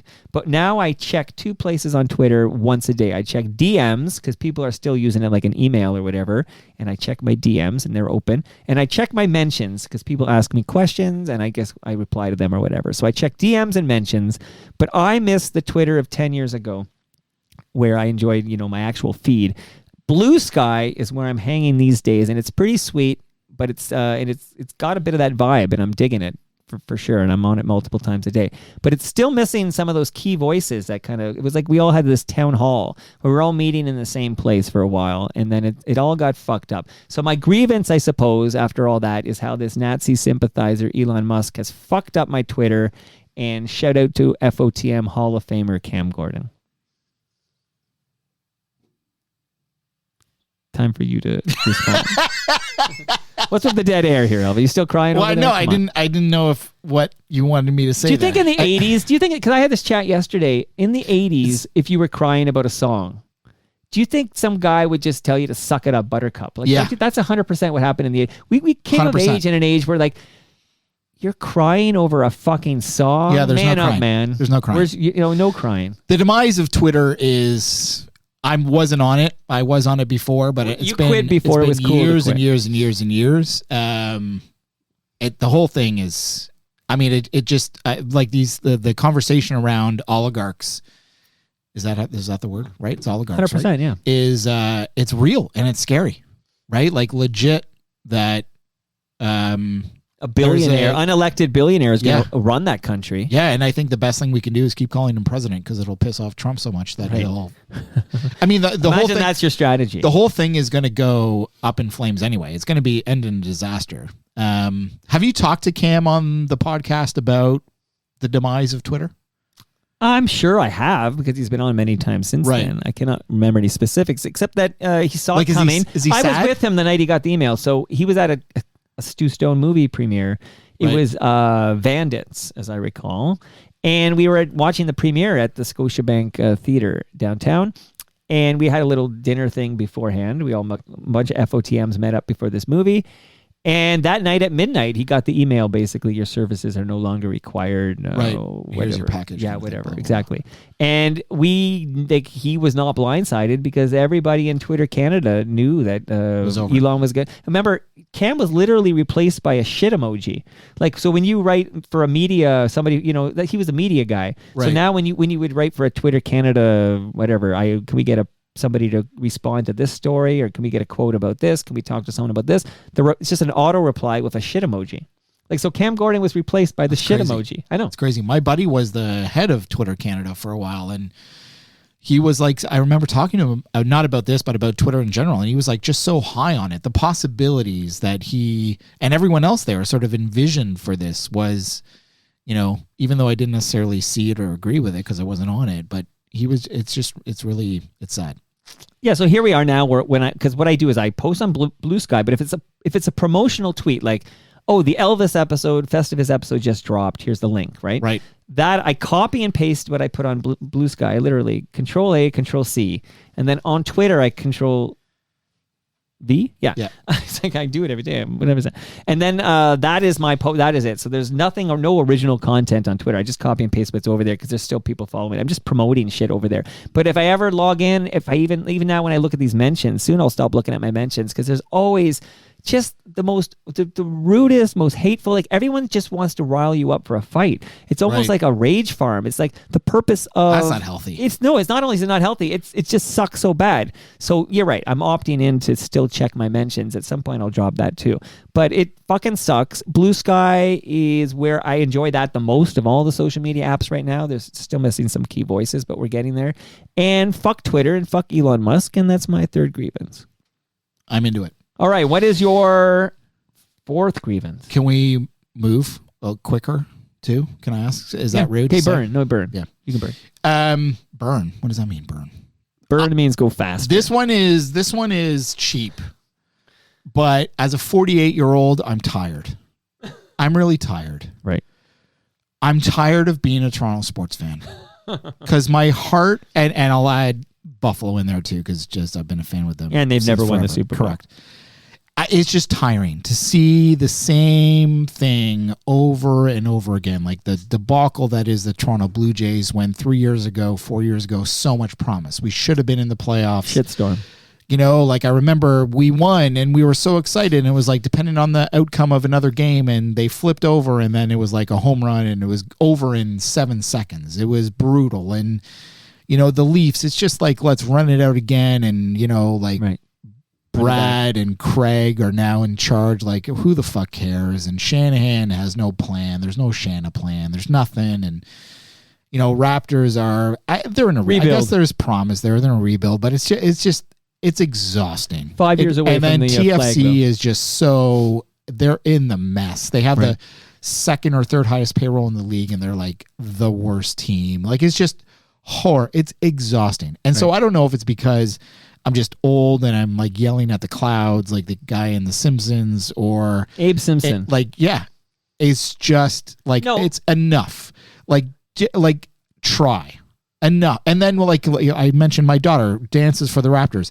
For my wife and I to go to one of these games to watch her, and we're sitting in like literally 3 rows from the back. Right. It's costing us $100 a ticket. Right. Like what the fuck? This is insane. Right. Like just end it. It's over. Right. Like stop. But I'm an idiot. I'm like real grievance is me because I'm the idiot because I still fucking watch and I follow and But as much as you used to. I mean, no, I don't watch like as many. I watch like playoffs, right? Yeah, me too. And I'll watch like Which means very few Toronto games. It's enough. Like it's just tiresome. And don't give me the bullshit like go follow another team because it's you can only one team can win. Right. But this is worse because it's just like, also I like rooting for home teams because when you win in 2019, there's a fucking parade of a million people and you're part of it. There's like not it's enough. So we are going to go quicker for these last couple because you got to get out of here. I'm just going to say I agree 100%. I'm a Toronto sports fan, and it sucks. And there's only one good regular season team, and there's really no good playoff. So the Leafs are a pretty good regular season team. Yeah. And they've only won one round in the last 10 years. I really who cares about winning games in February? But I think the Jays are really good. I think the Jays are going to be complete shit in 2025. I think they could be terrible. I think they're going to be a lot like last year, which was terrible. If not 2025, definitely 2026, because Bo and Vladdy will be gone. So Vladdy might have a good season, may not, but I would imagine he would because he's out of here. Bo will probably have a good season because I thought Shatkins might be your one of your grievances. I mean that whole thing is just it's brutal. Go Cleveland. Okay, so we're gonna move quickly here. I'm gonna kick out my fourth grievance here. And I will do this succinctly. Elvis is going for his second P. Is that the second P? Okay, I'm going to keep chiming here. You can do your P. I know, but I want to hear you. Okay. Then you're going to have to be here. You should go now. So then I'll do it real quick here. But let's say you produce podcasts for a living. So I produce Toronto Mic'd and I produce podcasts for other people. If anybody out there wants a podcast, give me a shout. Mike@torontomike.com. We can talk about it on Zoom, or we can meet for a coffee, or we can meet for a Great Lakes beer, and we can discuss it. I love having these chats, regardless of whether you do anything with me. I enjoy meeting new people and having these conversations here. So let's say you birth a podcast of somebody. I won't name names in this little spiel here, by the way. And you have this kind of really cool idea, and you record a whole whack of content to put together, let's say 11 episodes or so. And then 50% of this duo that you're recording with this really cool premise, at least I thought it was a cool premise, 50% of the cast bails. So you got 11 episodes in the can, but 50% of the cast, one of the members decides, I'm out, I can't do this, and there's a whole wild reason here, but I won't get too tabloidy here. But you're fucked because you got these 11 episodes in the can and you're not allowed to drop them because 50% of the cast is bailed. And now out of this, you're actually literally getting dragged in the tabloids like people.com, and people are like, oh my goodness, they referenced you in this tabloid article. My goodness gracious, me, Toronto Mike. Wow. So now you need to pivot with your one of the clients who has remained with you, and you're going to reposition this podcast, and you're going to have a different angle, a different vibe. But you do this together. Like, you work really hard to get a new angle for the podcast. You actually get this podcast to number 1 for its category in Apple Podcasts. And then you get news, and again, nicely delivered via email by somebody you really legitimately like as a human being. So I don't even want to name names or crap on anyone specifically. But you're basically told, I'm leaving you for Jan Arden, essentially was the message I got here. And now this podcast you birthed and worked years on with the pivot and the tabloid dragging, getting it to number 1, finally getting a voice with some reality TV heat, is literally just gone. Like, now it's, hey, thanks for doing all that work for years. We'll take it from here. And it's gone. And my grievance is that business is never personal. And that was a business decision, regardless of whether I understand it or think it was appropriate. But it's impossible when you're a one-man shop at TMDS to remove business from personal, because you become friends when you work closely on something, and then you realize, oh, there's no reason they have to stay with you. They can go to Jan Arden if they want. And that's what happened. And that's my 4th grievance, Elvis. Does she have a podcast network? Yeah, with a woman named Sarah Burke. She has a network. Yes. Gotcha. So Sarah Burke is like Sarah Burke is the yeah, she'd be the technical person, or I don't know if she's technical or not, but she's like the producer, and then Jan works closely with Sarah on the Jan podcast, and then they like to bring in other women podcasts. Like, it's really a woman network. Gotcha. So they have like a network of podcasts. And then this person would leave me for her, basically. And then for me on my end, it's literally like a redirect of the we talked about the XML earlier. You just redirect it to the new feed, and now that everyone subscribed to your feed that you're hosting is now going to be picking up files on the other service, and that's it. So when that moves over, like, you don't have to resubscribe, right? You're just still because you just subscribed? redirect the feed, so you don't have to the end user would be none the wiser, I suppose, unless it's referenced. Was on it the show handled professionally? Well, I got a nice email to say this is the difficult decision, and I love you, but I'm doing this. Please redirect this feed to this new home, and that was it. And then I said, yeah, no harm, no foul. If she called me today, I'd have a nice chat with her. I'm not actually mad at her.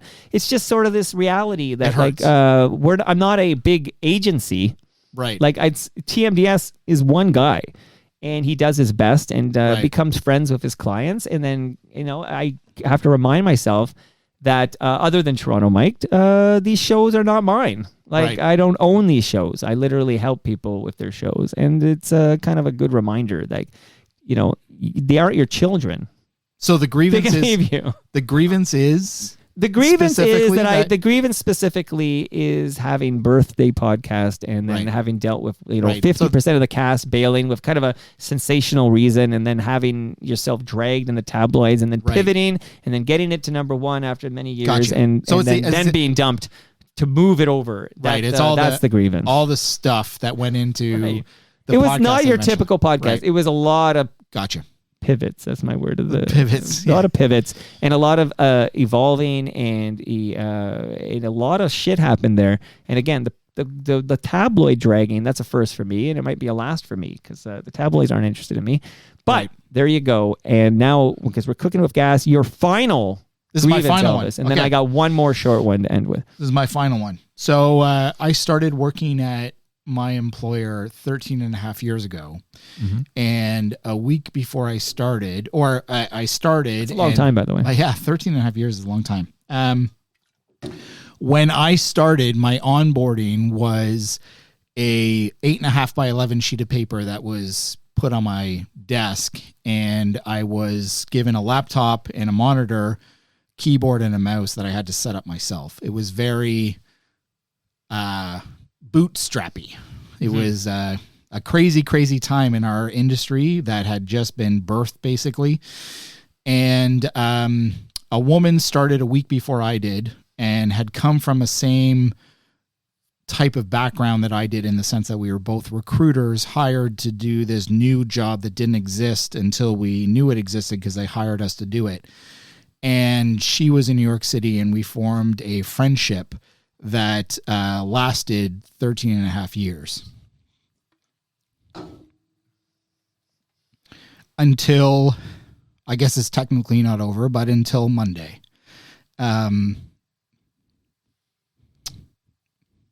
My best, I hate the term work wife. I think it's stupid and it's insulting to my real wife.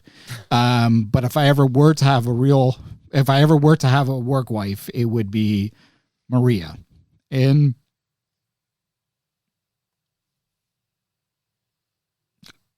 I'm having a real tough time with it because Maria passed away on Monday from cancer. Of course, she had a multi-year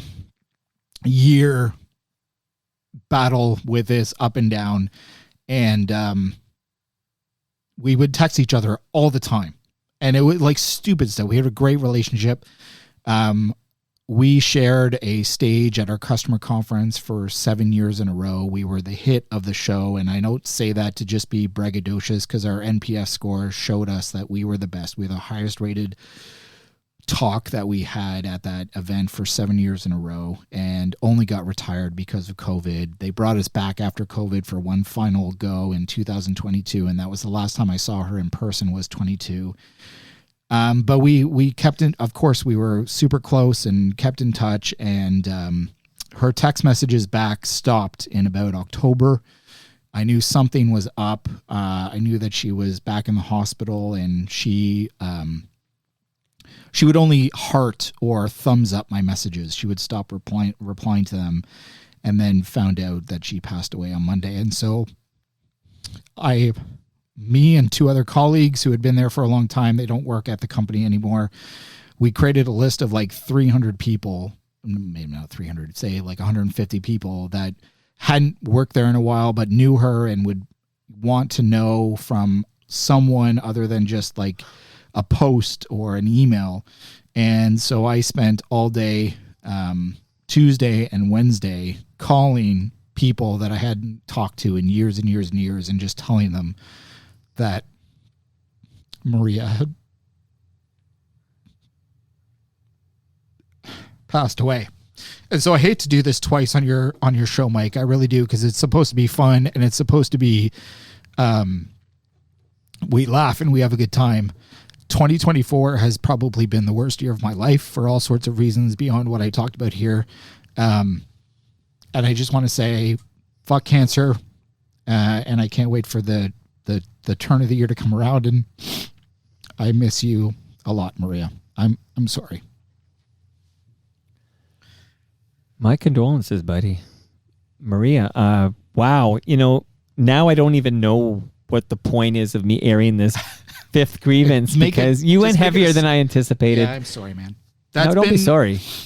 Don't be sorry. You had a rough 2024, eh? Because I saw you, of course, I saw you at TMLX 19. So when you got the call to co-host TMLX 17, did you ever think twice? Like, were you in from the get-go? Like, No. So were you going to say no? Yeah, but I didn't know how to say. I didn't know how to say no, for one. Fewer called to serve. Forget about the TMU and all that stuff. I wouldn't know how to say no to you, because I know that it's fun, right? And clearly you're asking me for a reason beyond just us being friendly and stuff. So yeah, I didn't know what to say, but you did eventually say yes. Of course, I'm going to say yes, because we're friends, and of course, I want to. If it's going to help you to be on the show, then I'll be on the show.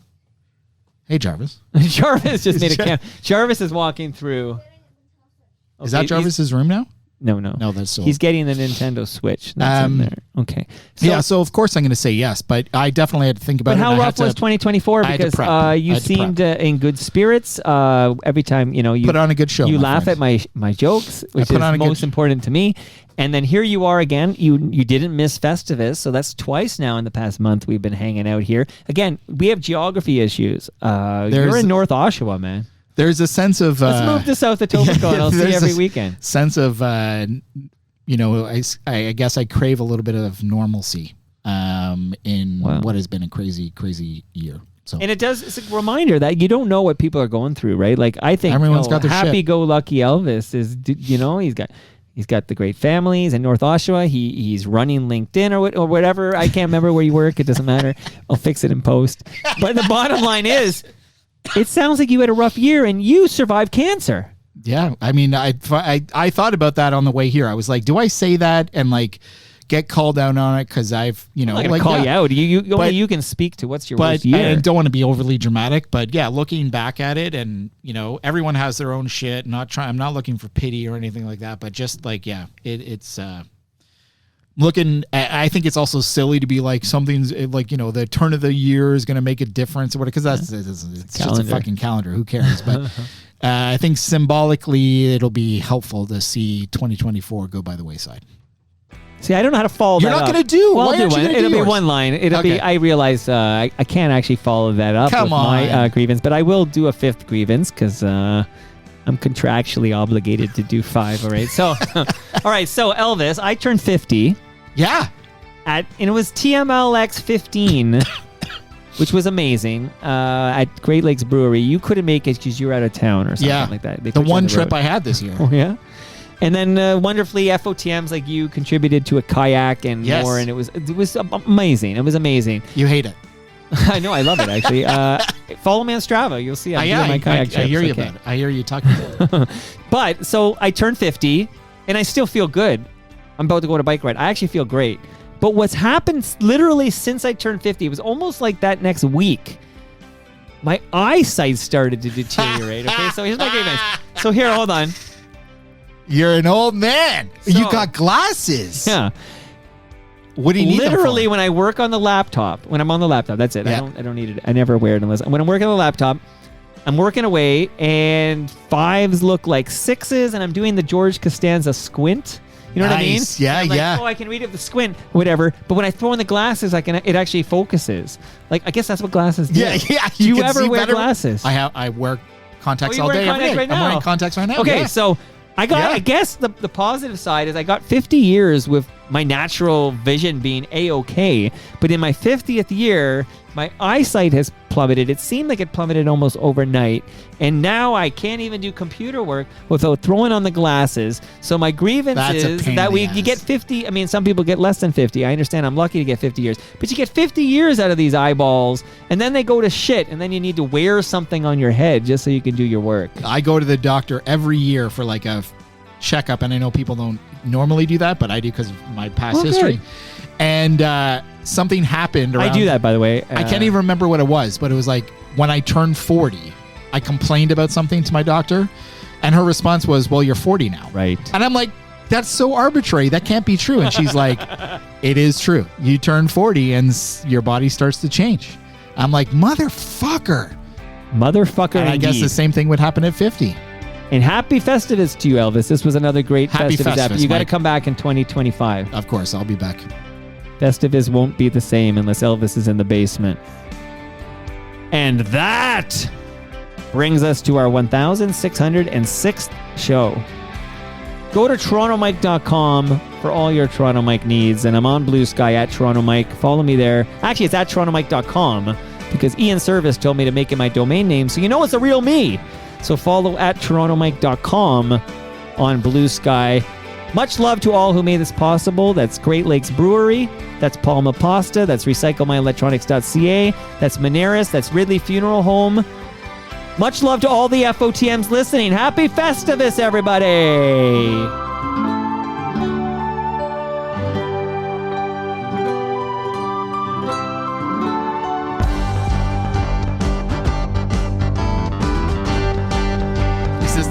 Do you recognize the song, Elvis? This is the new Rob Bruce made this. Yeah, I heard it. I unmuted you so we can hear your reaction. I heard it at.